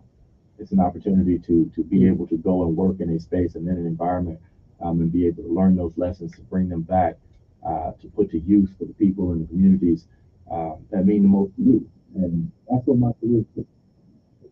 Let me take one more. Hey guys, I'm gonna bring you in because we've been waiting a while, but no long speeches. We don't have a whole lot of time left. Come on, you on there. No long speeches. Come on.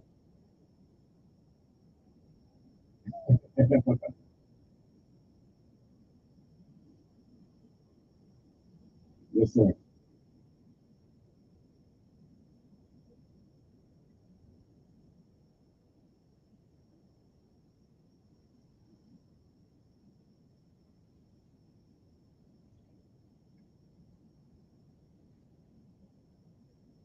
Okay, give me a short.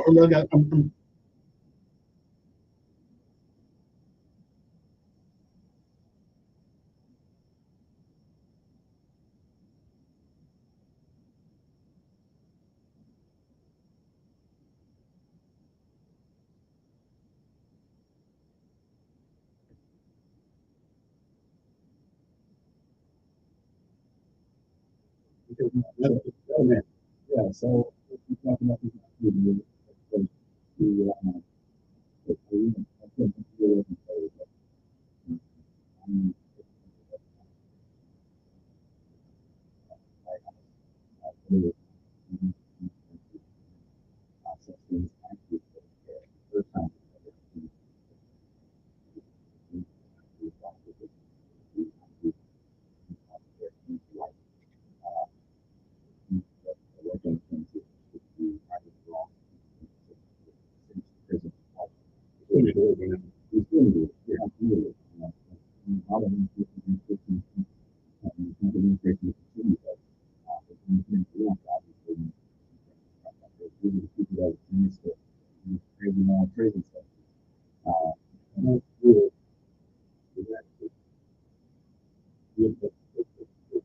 We continued that.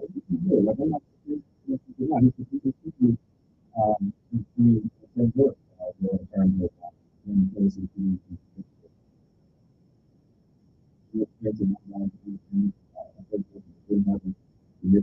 history for James Bond,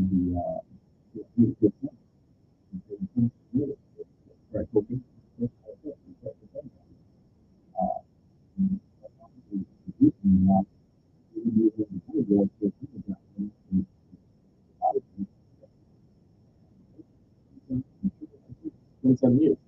And so, we spent time working with and so it's dozens and dozens of look, in terms of what you're going to do, listen, the people ask me what is the most pressing issue you see in the state of Alabama? And I tell people, and in this district, and I tell them it's life itself. You're born in the state of Alabama, you live. With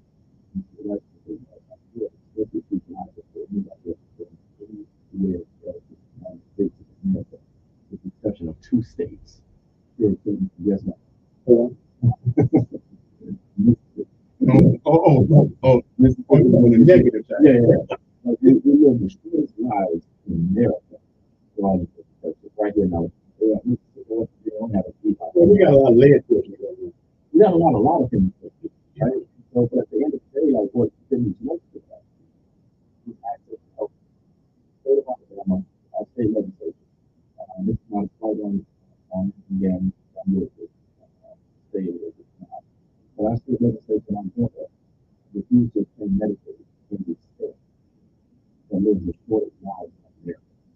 And the reason that happens is people don't have scared of things they're not willing to live their lives in society. Live their entire lives, this is part of their lives. And when they do go through a time, they're not able to live in it.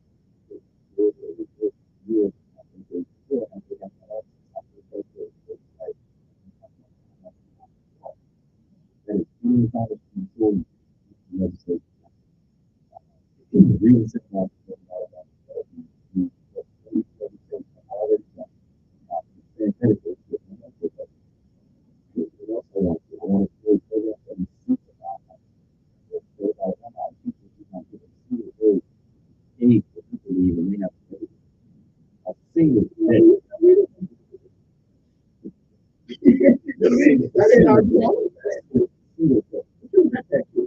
But you have to have people. You continue to teach us. You don't feel that. You don't value and appreciate the fact that they will be educating the majority of the future of this nation. Then you're not going to do the best. So as long as we, have systems in place.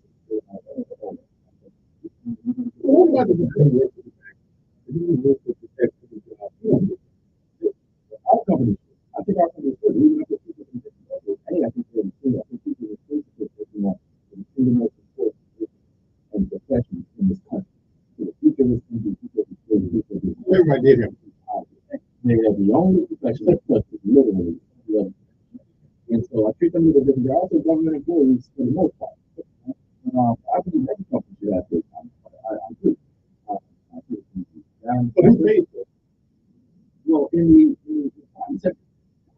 And the company don't pay, the company raises the price of goods and services, and it passes it on down. That's what they're arguing about. But sometimes the companies do take off, right? Because they actually show me the future. No. Yeah, we'll talk about that later. We'll talk about that next week. I'll call to you, and then we'll do the last word.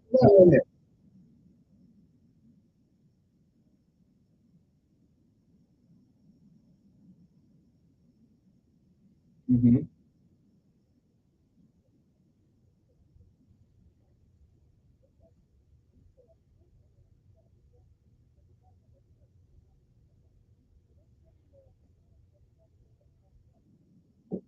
Mm-hmm.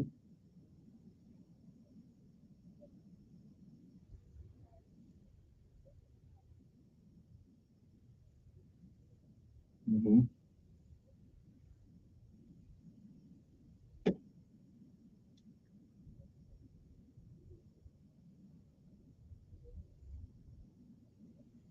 Mm-hmm. Yes, ma'am. Yes, ma'am. I appreciate it. Yeah, look, first thing I say, I don't believe in that. I don't think anybody would see anything that I said. A few facts and study a few including things that have been stated about us. But I believe in the moment that as a ambassador, the part that they shoot their call, the conservation call, the ball. So the ball will be up tomorrow. And I also do agree that it's missing the best interest of the party. So it's and that's why I stay away from it. That's why I incredibly saying things is because I haven't even 36 years. I still live in the area because it's just people always defend me, always defend the family, always defend district, always speak out against the law. People that just lie, responding to that, responding to them. But I certainly understand the sentiments, and I remain very optimistic that we'll get to move forward together in November. Well, again, this has been a faithful ad by Mr. Smart's Figures, but I didn't let didn't really do that at first, but he didn't say, hey, this is a big all comes. And that's what we did, that's what we did, and we don't have to agree on everything. But I do believe that we have to agree to disagree sometimes. And still, I'm not going to dislike you because you voted for somebody else, and I surely hope you don't vote for me. But we, as white folks, go but we are still, we we are still will be in good hands in my mind. In my mind, with Mr. Samari Figure or anybody. I just think we don't. One thing about this race, we don't have kids running. We're pretty smart guys running this thing, and it's about what's good for the whole and not what's good for the one. Would you agree with that? Absolutely. And I think that's the whole premise behind a primary. Well, listen, it has been a great having this share with your time with us this morning. We appreciate it, and good luck tomorrow. And, win, make sure you take the last one you come up here. I ain't scared of you, Kevin. Well, you don't need to give me credit today. We'll be back. All right, man. All right.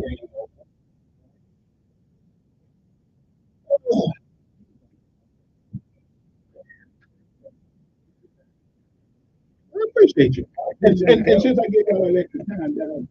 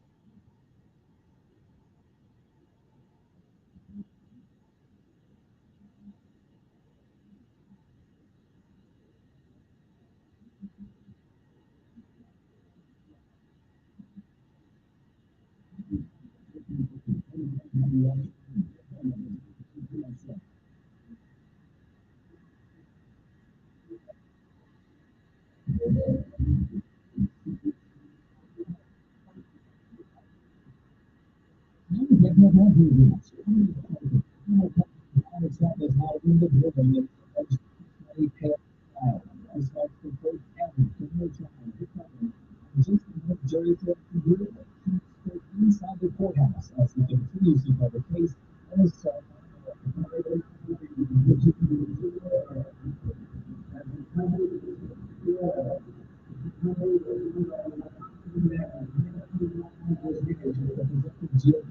has proven not guilty to 34 felony counts of to cover up the payoff to an adult of the 2016 500 people who converged into this courthouse that possibly be one of the three people to do any crime.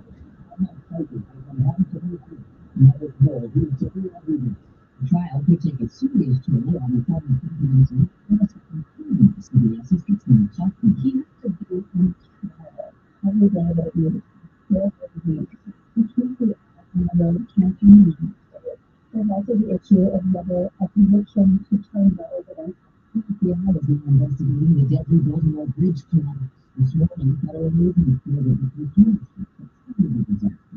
He refused to keep it in witnessing. What we do is that serious questions are being raised as to whether or not it was noticed, security threat, if it's accident malfunction, and what actually occurred at the time of the emergency. There are international task forces who have not just looked back at the Iranian attack over the weekend.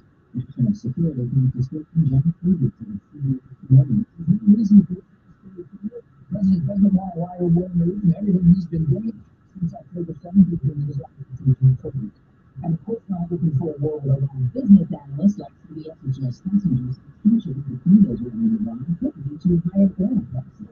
Further estimated with 85 bucks a barrel, 100, then you get spillover effects. Benefits today's national average of $363 because New York for tonight's WNBA draft. CBS is expected to be the Indiana Fever, the top pick of the draft. The historic season where she shattered Division I record. Triple Iowa team to the NCAA National Championship game. Yes, is CBS News. People really look like with Mark Martinez. Because it's really fast. Most people are already on a route. That's yeah, he's starting with the loop. Now, speech. Yes. 15 minutes, interview us. And my brain is saying, it's time to go home. Somebody call me a ride. Love that guy. He's right here in Alabama. I mean, he's right here in Montgomery from time to time. I never knew. I never knew Daniels for that matter. But, you know, somebody that I can touch. Well, what I find out is once they get arrested, you ain't going to get it. Okay, so,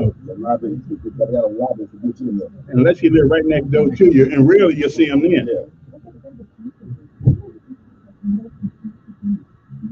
Like Rubric is saying, when people start telling you to do that,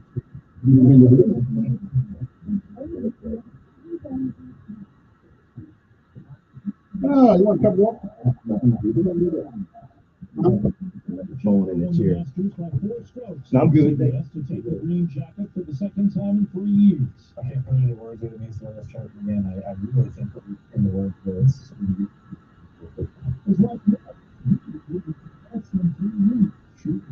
We said before the tournament.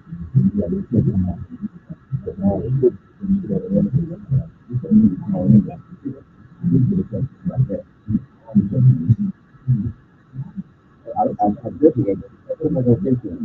I don't have anything against it.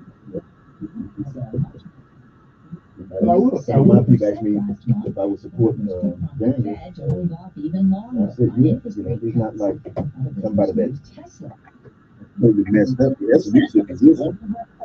You know, in this Alabama state, so, you know, what do because I didn't know you were running. No matter who wins.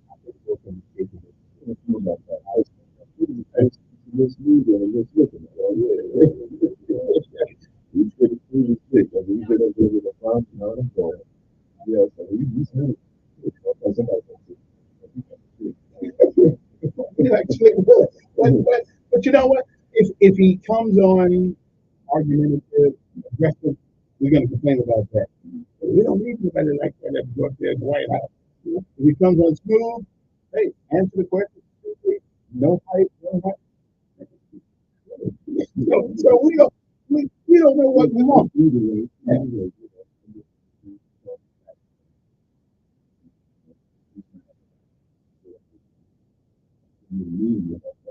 Yeah.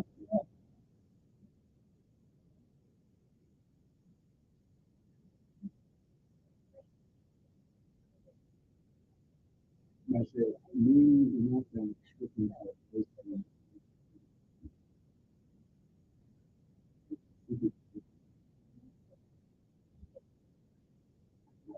here's the problem. When everybody comes out against you, it's like my dog here. My dog bites you, and I smack you. You all right with that?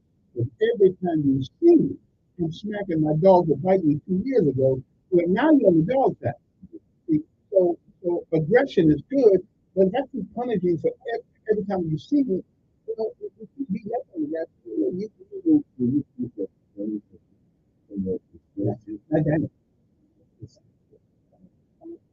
They lost sight of the mission, and their mission is personal attack as opposed to who can carry the water.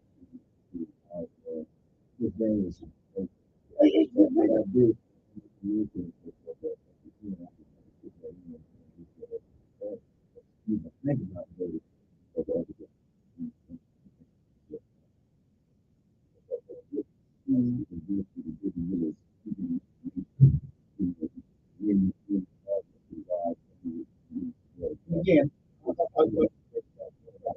destroy the message, not the message. We look at things as what is in it for me. Other people look at what in it for us. And as long as we take the me situation, then we'll never get any further than we've been getting at. I agree. Because when the campaigners, whoever got, benefited from it. Gay people for the last 20, 30 years have now become a very important part of our political conversation. transgender people, and you can't put a face with it. And that's what you can't say who started this move. You can't, because they have been strategic. Right. Building a platform, and Black, we still trying to build a platform. We've been here 4 years. Yeah. What the president said, but certainly, anytime you get the president, to say something on behalf of a particular group, then that's a lot of.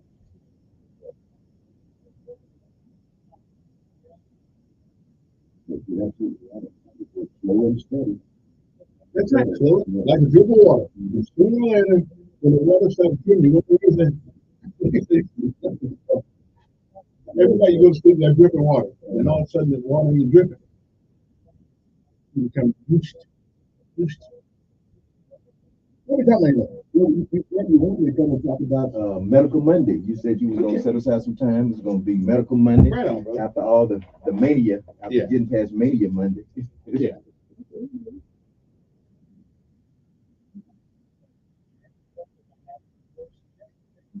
I'm trying to help you get there.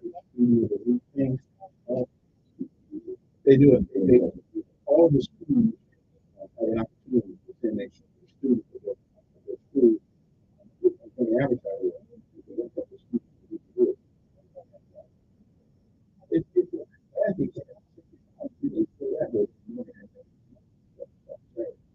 I just want to do things that I'm thankful to get corrected. If I only do that, recognition in the football player, I'm the only one who's going to win the place. Okay? These kids work their butt out, work their job, still make it's 3.9. Listen, back to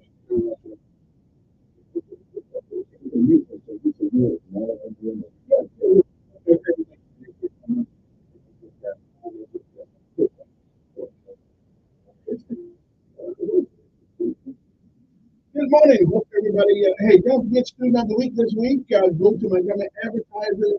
We've got some candidates in there right now this week.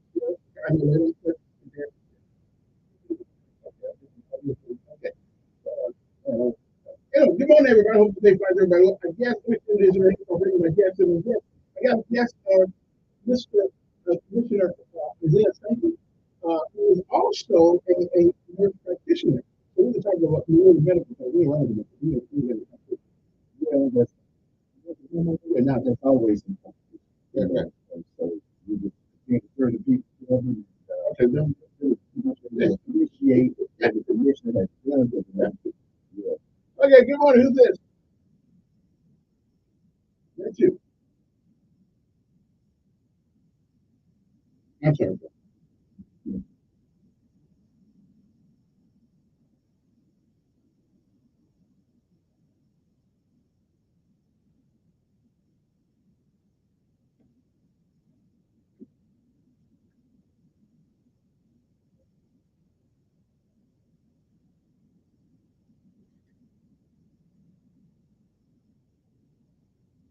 All right, appreciate it. Kevin, all we have to do is be on your school and get coached.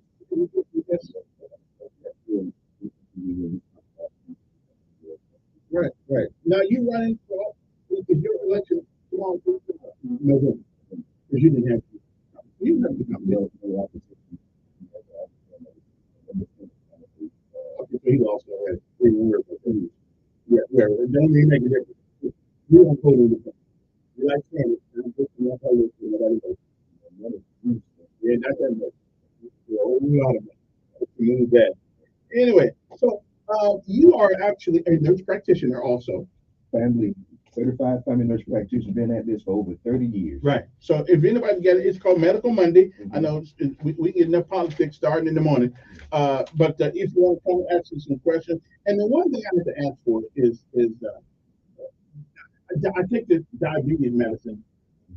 What is diabetes? I don't have a clue what it is. I knew you would probably want to start like that because personal medical issues are always very top of mind. important, top of mind. Yeah. Well, diabetes is just an inability of the body to handle the glucose. When we eat, sometimes we eat just for pleasure, but really the only thing for a man or woman eating is to get energy to do work, as opposed to just having doing something that's a part of our pastime.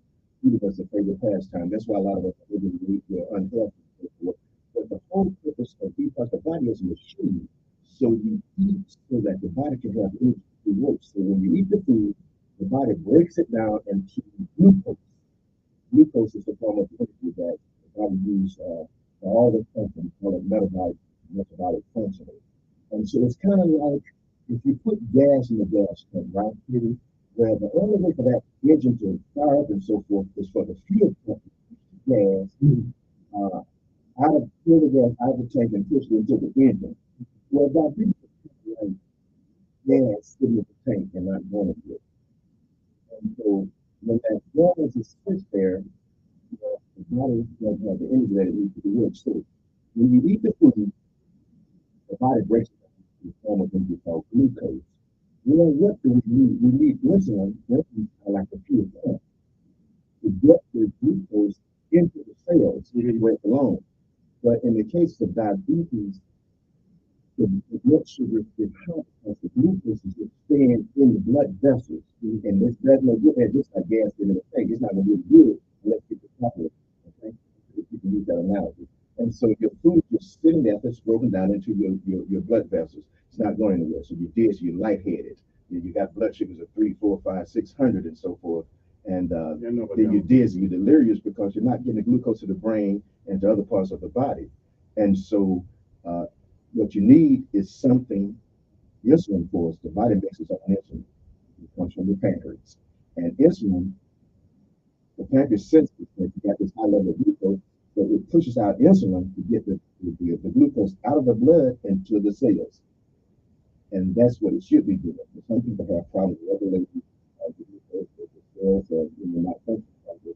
And so you need insulin to help you get to where you need to be. And sometimes, sometimes your body just don't quite know what to do with the insulin. You use some other medications. So some other have reduced glucose in the liver. Lipocide, well, yeah, that's what they call metformin. And that's the one that really works in the liver. Yeah, it helps reduce the glucose in the liver also for that metabolism.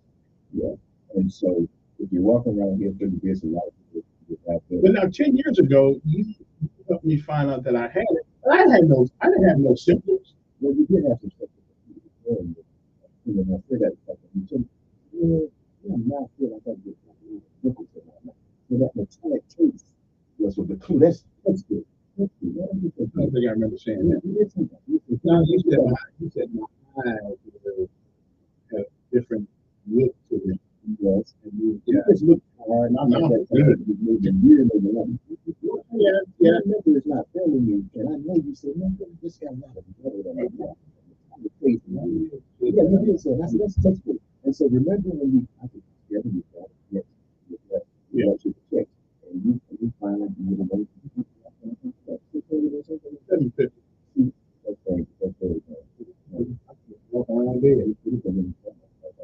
that's what the doctor said. He said, how you walking around?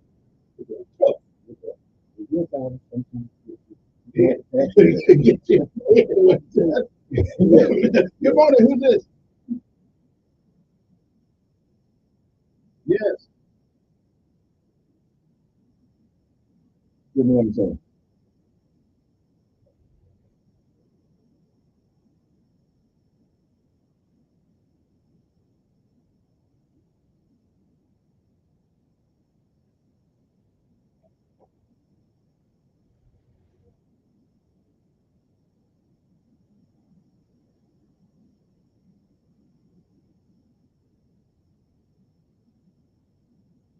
Did Kevin believe it? I never said it helped me believe it. I said I don't believe most of y'all love y'all. I said I think you say it, but then again, since we ain't going there right now, but then again, I asked you what's the definition of love. But I ain't talking about that. Hey. I ain't talking about that right now. So do you have any question for the practitioner? Yes, sir. Okay then. So is your well, okay. Yeah, I'm not gonna we could now, can you tell me, according to the National Institute of Health, what are the five health concerns or diagnoses or diseases? You don't have to name them all. But diabetes, of course, let's just start with diabetes. Yeah. According to the National Institute of Health, okay. Well, heart disease. Oh, you heard it. What disease is that? Number two, with the okay. No, yes. There's a million cases diagnosed every year. You can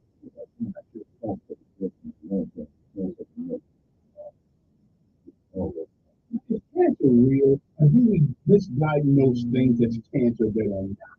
Well, it's always possible to misdiagnose, but cancer is not a cell. Okay. Basically, it is that. So when you have 100 cancer cells, now you got 1,000. And the liver is something that the liver cells, and something that's caused it.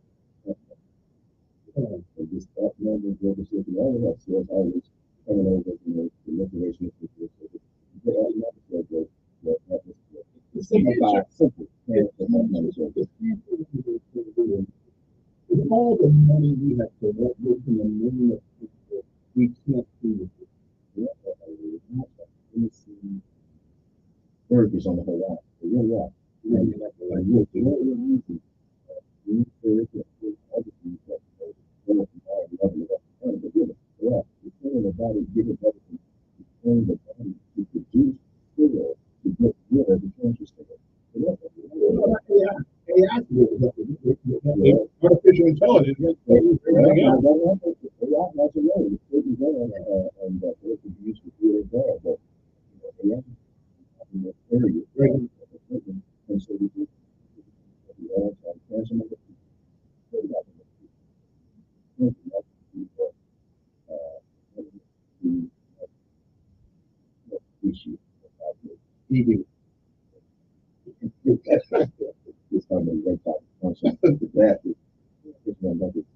Maybe a simple something else. Opioid addiction. That's a voluntary addiction. Well, not necessarily. You gotta take it. Well, some people. Well, for pain. Of course, it's used for pain a lot. And what I found interesting doing the research, veterans, and those personal veterans, at the top of those individuals who have opioid addiction. If you're injured in battle, I can understand it. Yeah, and then, of course, a lot of times, and change their policy, it's so easy. But if I'm in pain, why the word the doctor going to worry about me getting addicted to opioid? You should worry about it, because that's why we have this. So I'd rather be in pain? Well, no, there's some other ways to do it. You got therapy, hypnosis. Does hypnosis actually work when it comes to pain? Some people say it does work. Acupuncture. Chinese gave up on that. Therapy. I think this is just alternative. It doesn't have to be an opioid. It could be an extra Tylenol or something like that. Hang on a second. Good morning. Who's this? Good morning.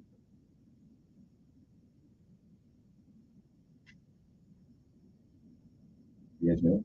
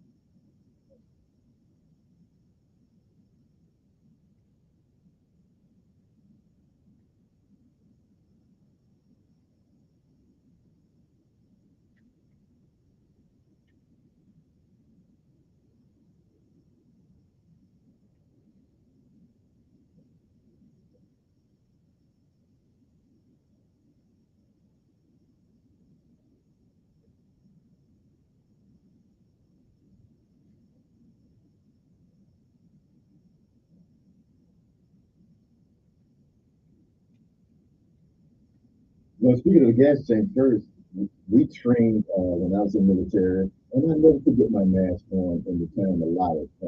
And so, but anyway, So you got what was coming to you. yeah, you breathe the gas, and they get out of that. And I never heard of a situation where they actually allowed you to be in there to the point you became unconscious.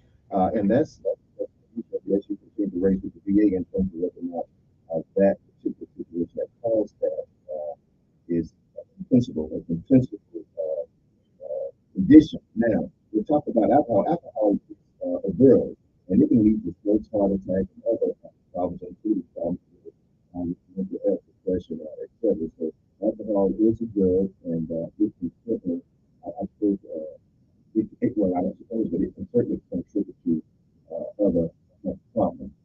And when you talk about, I had experience seeing patients, well, a lot of times doctors, they don't get provided. They have a certain number of patients they have to see in an 8 to 10 hour period, and so they have to allot a certain amount of time that they won't get through the day.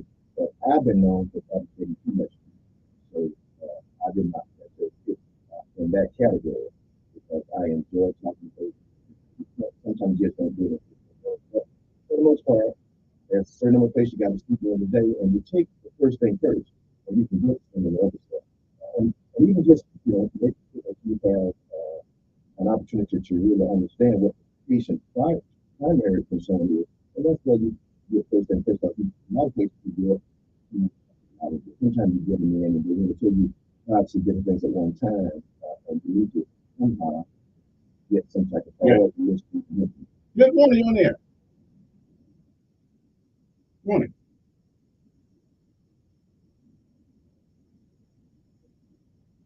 Well, I'll take whatever you have for me, but I know that during the early part of the morning on making sure it's usually mainly on Monday because so much is going on.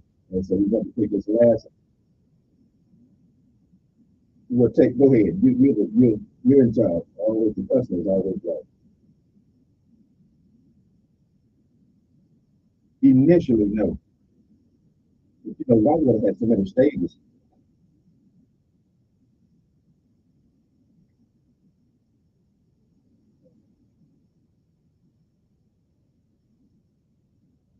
That's right. I think they train for the Olympics. Yeah. Yeah. Yes, sir. At some point, I'm hoping we do get some return.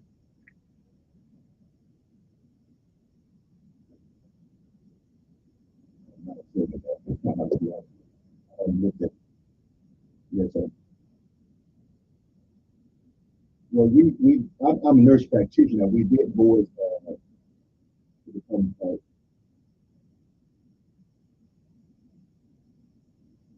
Well, I don't really know I don't know. Do you have access to his VA records? That might freedom of information. Well, yeah, he was now. Well, You call them problematic.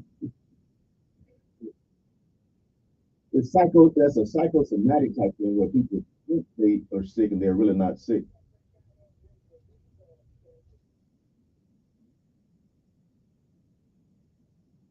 Well, those bridges, coming out the airplane made them bridges look mighty small till I got close to them. You know what I'm saying? 9:27 in the morning, we'll be back. Our guest is one of nurse practitioner, County Commissioner, Mr. Isaiah Stanky. You have a question about the medical stuff? Good answer, best you could, anyway, I think that's I don't act like a doctor on the radio because I can't do it. That's right. I'm not a doctor, I'm a nurse practitioner. Well, I'm a computer kind of doctor. So we gotta check that. We'll do that.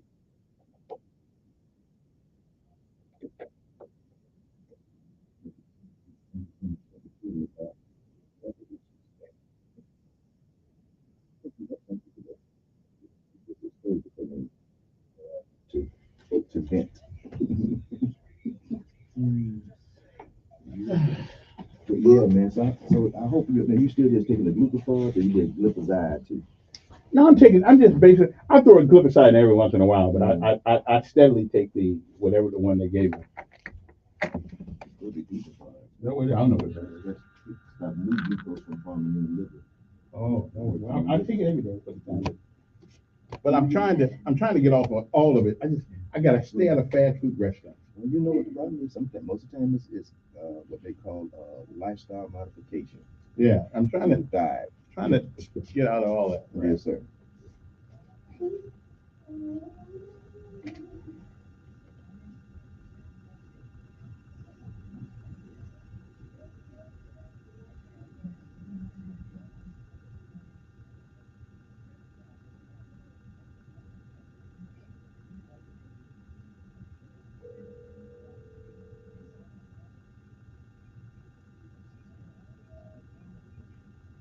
Good morning.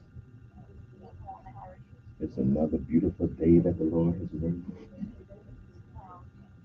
Let us continue to rejoice and be glad in it.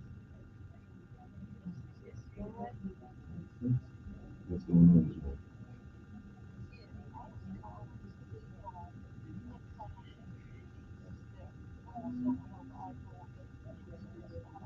This is my culinary arts lady. Okay. Okay. The program starts at 9 o'clock. And if you all could be there, about what, 8:30 or see, so what are you all gonna have to be able to set up a juice station or a coffee station or something like that? Or? Yes, ma'am. So what about? Oh wow! I tell you, I probably do once I get off the radio. I probably need to just come by the Carver High School. Are you there today? Yeah. Okay. Yeah. That's all right. Yeah, let's do that. I'll come by. Yes, ma'am.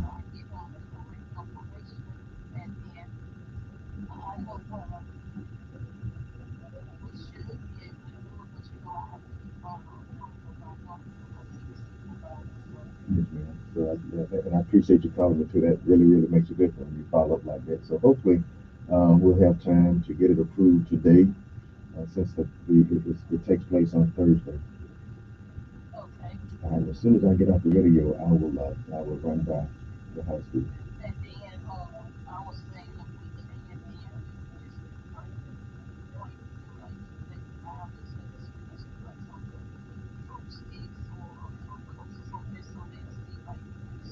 That, that, that would be just beautiful, beautiful, beautiful. And we really, really appreciate you so very, very much. And so I'll be in touch with you. Oh, I'm surprised I didn't take time to put your name down as a number when you texted. Yes, ma'am. I got some. Yes, ma'am. Here's the Lisa thing again. I know you text me already. Mm-hmm. Okay. Well, thanks, y'all. Put your name down as a number. But thank you so much for calling. Okay?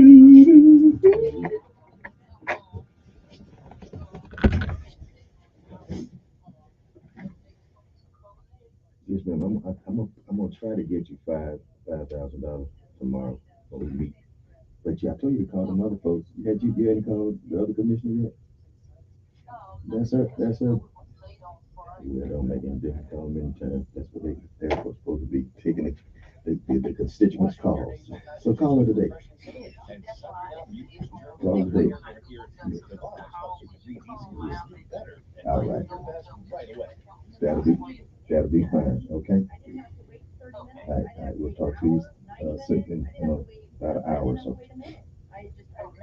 You're welcome. Stop suffering from congestion and start breathing and feeling your best again with Navage. N-A-V-A-G-E. I've had people ask me how I find relief, and I tell them Navage immediately.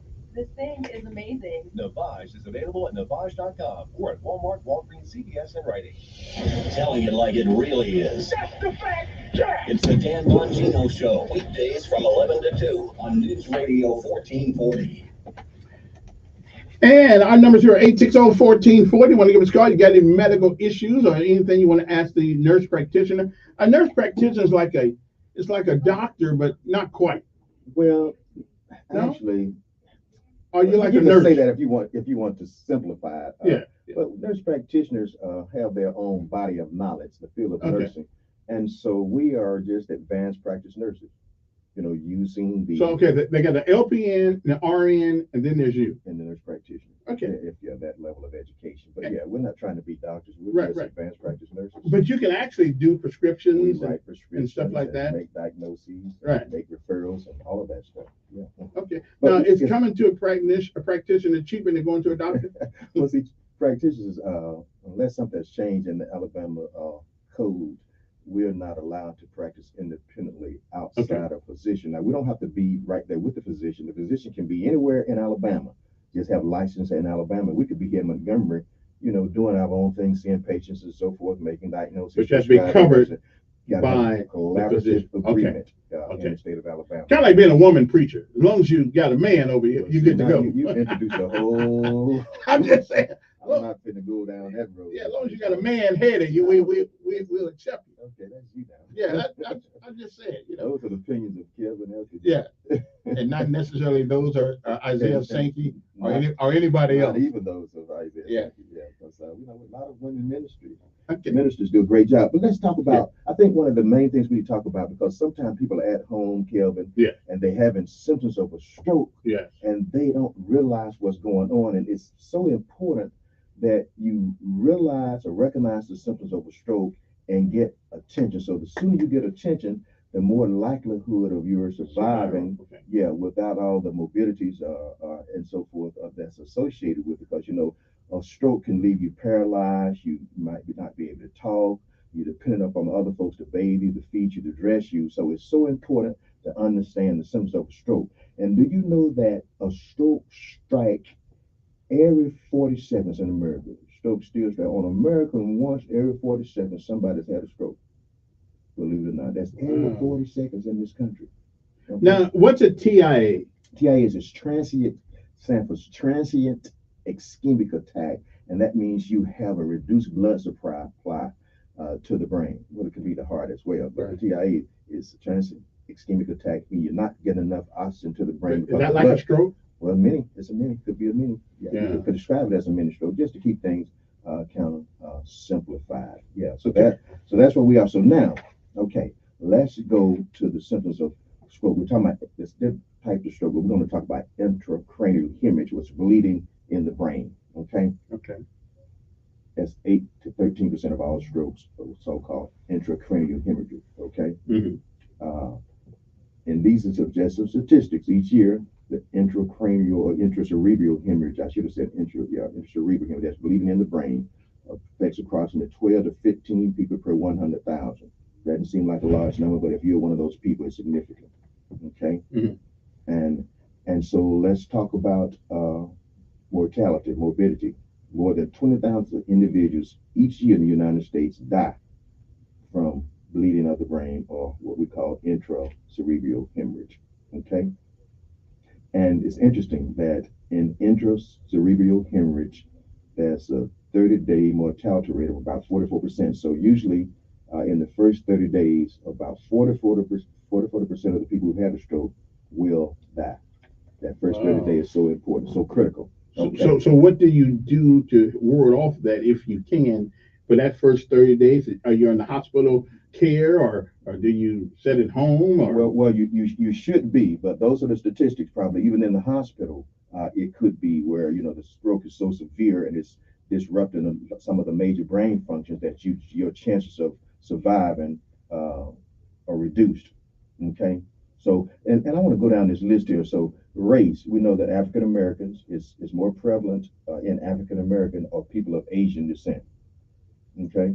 Chinese, Japanese, and other Asian population. And the experts believe that a lot of it has to do with the environmental factors, particularly in the Asian population, where they have a diet that's rich in fish oils. And I found that kind of interesting. Yeah. And genetic factors also play a part. And so you may have some symptoms. This is the history. The history, when you start looking at the people who've had these strokes and so forth, it usually presents with an alteration in the level of consciousness. You just start feeling yourself. You're not really conscious and so forth. You're acting a little funny. And that's why it's so important to recognize the symptoms right away. Okay. So usually alteration in the level of consciousness, occurs in about 50% of the people who's threatened a stroke. nausea, vomiting, about 40 to 50%. The headache, ooh, my head, it hurts so bad. About 40% of the people will report those symptoms, and some may be having seizures, and that's about 67% of the people who are threatening a stroke, cerebral hemorrhage, bleeding in the brain. About 6 to 7% will have seizures. So if you got some numbness and tingling of the healing around your mouth and so forth, if there's a history of hypertension, if you maybe had some blunt trauma to the head, that could be, an indication, or at least that could lead to a stroke. And I think it's important to be aware of some of the symptoms, like you have numbness and tingling of your hand, around your mouth, some facial weakness. Your face may be drooping, or your lips may be drooping to one side, or your eyeballs might be bobbing in your head. And you can't quite walk. You can't get your steps straight.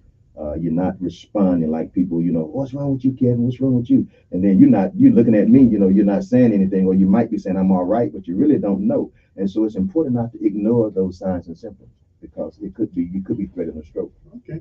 So I get the best case scenario, if you think there's something wrong, get it checked. Get it checked. You need to be trying to call somebody, because a lot of folks have really had real massive cerebral bleed at home. They might have been getting up a little weak. They might have been stumbling, and even the spouse may not have. They said, "What's wrong with you?" "Oh, I'm all right. I'm just gonna go back here and lay down."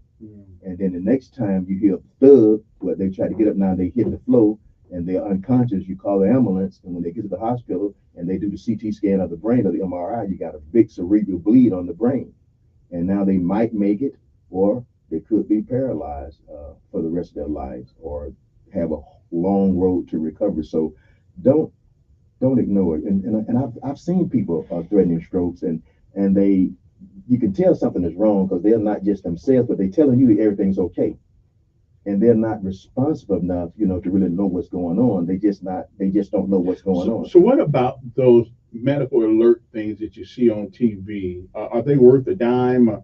But you don't want to call somebody every time, Well, yeah, but if you have one, a lot of times they're for people who've fallen and so forth in the home, senior elderly people who fallen and can't get up and so forth. They're for that. But if you have one and you feel like you're having some of these symptoms, push the button. Push the button. You can't go wrong. It's better to act with precaution, of be overcautious, than to live to regret it. So certainly, I can't overemphasize that enough, of these symptoms that people have, and they just ignore them. I had one of my, especially men. I mean, we don't want to be tough. Well, I learned the hard way. Yeah. Being tough is cool. Yeah. At 20, but being tough at 60, you need to be a little bit more careful. Yeah, you need to be. Be a wimp. This is the only time I'm gonna give you permission to be a wuss. Yeah, it's kind of like wearing some shoes because you really like them, even though they hurt your feet. Yeah. But by the time you get 60, you don't care, what they look like. You just want your feet to be comfortable. What is neuropathy? Neuropathy is just a numbness and tingling of the extremity because of some nerve damage. And oftentimes this is caused, diabetes can play a very, very large part of neuropathy. It's just the way high blood sugars over a long period of time impact the nerves. And so you start feeling it in your hands and so forth. This numb, the tingling of the fingers and so forth. It may be in your legs or your arm, but oftentimes people complain about it being in the upper extremities and the fingers. Just always a sensation of numbness and tingling. I'm touching this paper, but it doesn't feel like paper, or the sensation in terms of the tactile sensation. Is it the feeling like okay? Because being in the military, we spend a lot of time out in cold weather, and my feet would get absolutely frozen sometimes, numb, and when it starts to warm up, your feet are in pain. You feel that, everything is just moving. You got little pins and needles, and it be hurting. Yeah, and that's neuropathy. That's probably one of the simplified ways of describing it. But I can relate to that, because we were in Germany in the cold, standing out for 5-6 hours to wait on the bus. They get you up at 4 o'clock. The bus doesn't come to 9. Oh, you're waiting on the bus. You're not saying you had to walk, but you was waiting on the bus.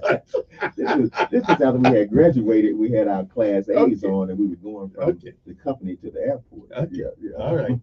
You waiting on the bus. All right there. All right there. Okay. So But is that now? So when you like a lot of times, since I got this diabetes, I know when it's happening to me. Now let's say you lay on your hand for a while, or you lay on your legs for a while. You lay. I mean, you'll get that feeling. You say your arm has gone to sleep. Right. And what does that mean? I mean, the blood's not The circulating. blood's not circulating Because your arm's in a certain situation. You're cutting off the circulation. You got the radial artery and the ulnar.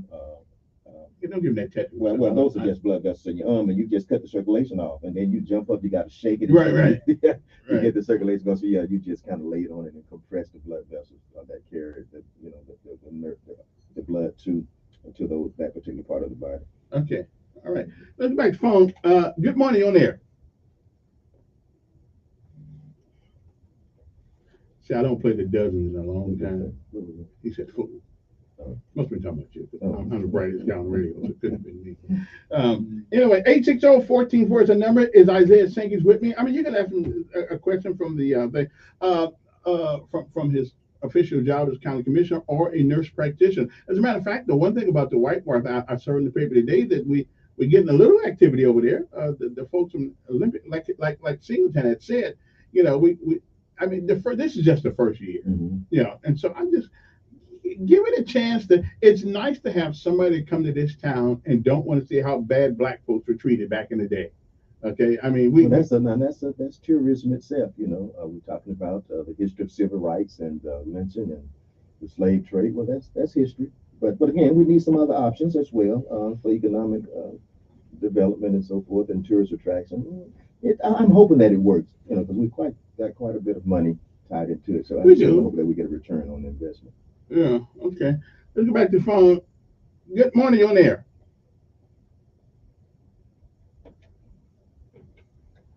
Yeah.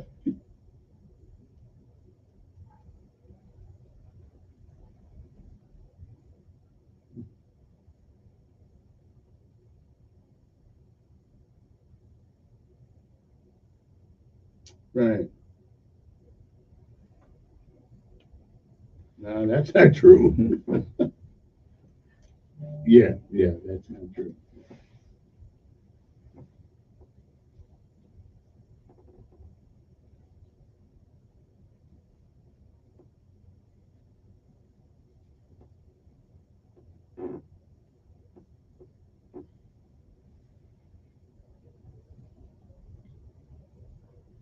Yeah, I think it's a good thing. I think it's something good. Yeah.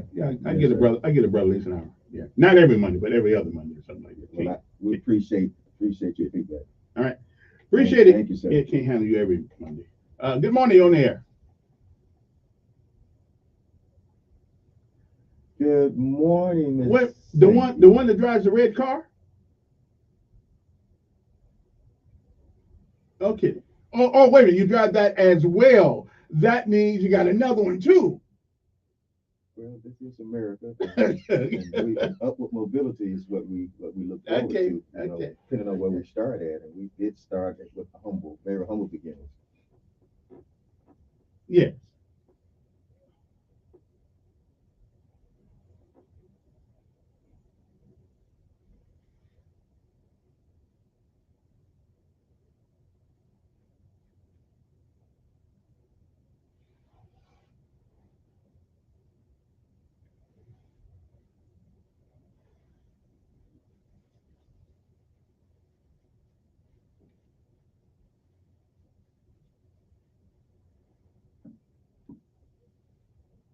Okay, appreciate it. I want to talk about Echo Delta.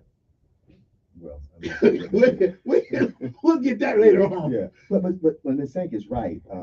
It's always nice to have an advocate, because if you're afraid to talk with the healthcare personnel when you arrive and you're just taking everybody, at their word and so forth, those are precious moments that you're wasting. And so, if you have anybody that can go with you and they're going to be an advocate for you, because the sooner you get in and the sooner they get to assessing you, the better your likelihood of surviving that stroke without all the conditions and so forth that might result from a stroke, like the paralysis and the difficulty speaking, those type of things. And so, Ms. Sankey, her mother was threatened with a stroke once, and she had the foresight to really get her to the hospital. And Jackson held themselves out to be a hospital that they call themselves the stroke hospital, Right. because they had all the modern interventions and so forth that was necessary to help reduce the devastating effects of stroke. And she, and she wasn't being rude. She was just concerned about her mother, and so she didn't think people were moving fast enough, and they were not moving fast enough, to be holding themselves out as a stroke hospital.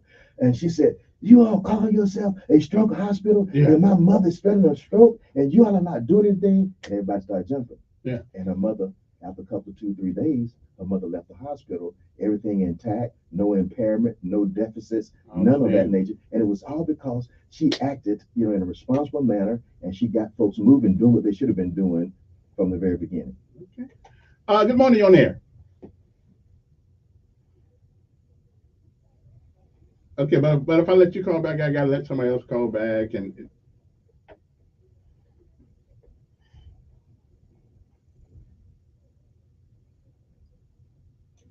I think that's it.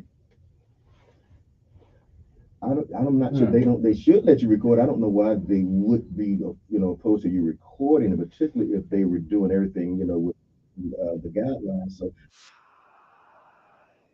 yeah, doctors and you people are already under immense criticism. And any little bitty thing that a mistake is made. Here's a question: should our medical professionals, should they, kind of like our policemen, are there not room for mistakes in life? Yeah, of course they are. But these things that are made, they want to be to the detriment, of the individual. Right. And I'm not suggesting that to give them, any more, make them more efficient in what they're doing. But if your family, you might have a different opinion. But it's almost like you come in there looking for something. Certainly, you don't want to do that. You don't want to go in there and putting yourself on and trying to be very comfortable. And I do say this as a healthcare provider. For the most part, healthcare providers are very competent people, and we've been dedicated. When we come back, we have a couple minutes left. You got the support means we're getting the support. Okay.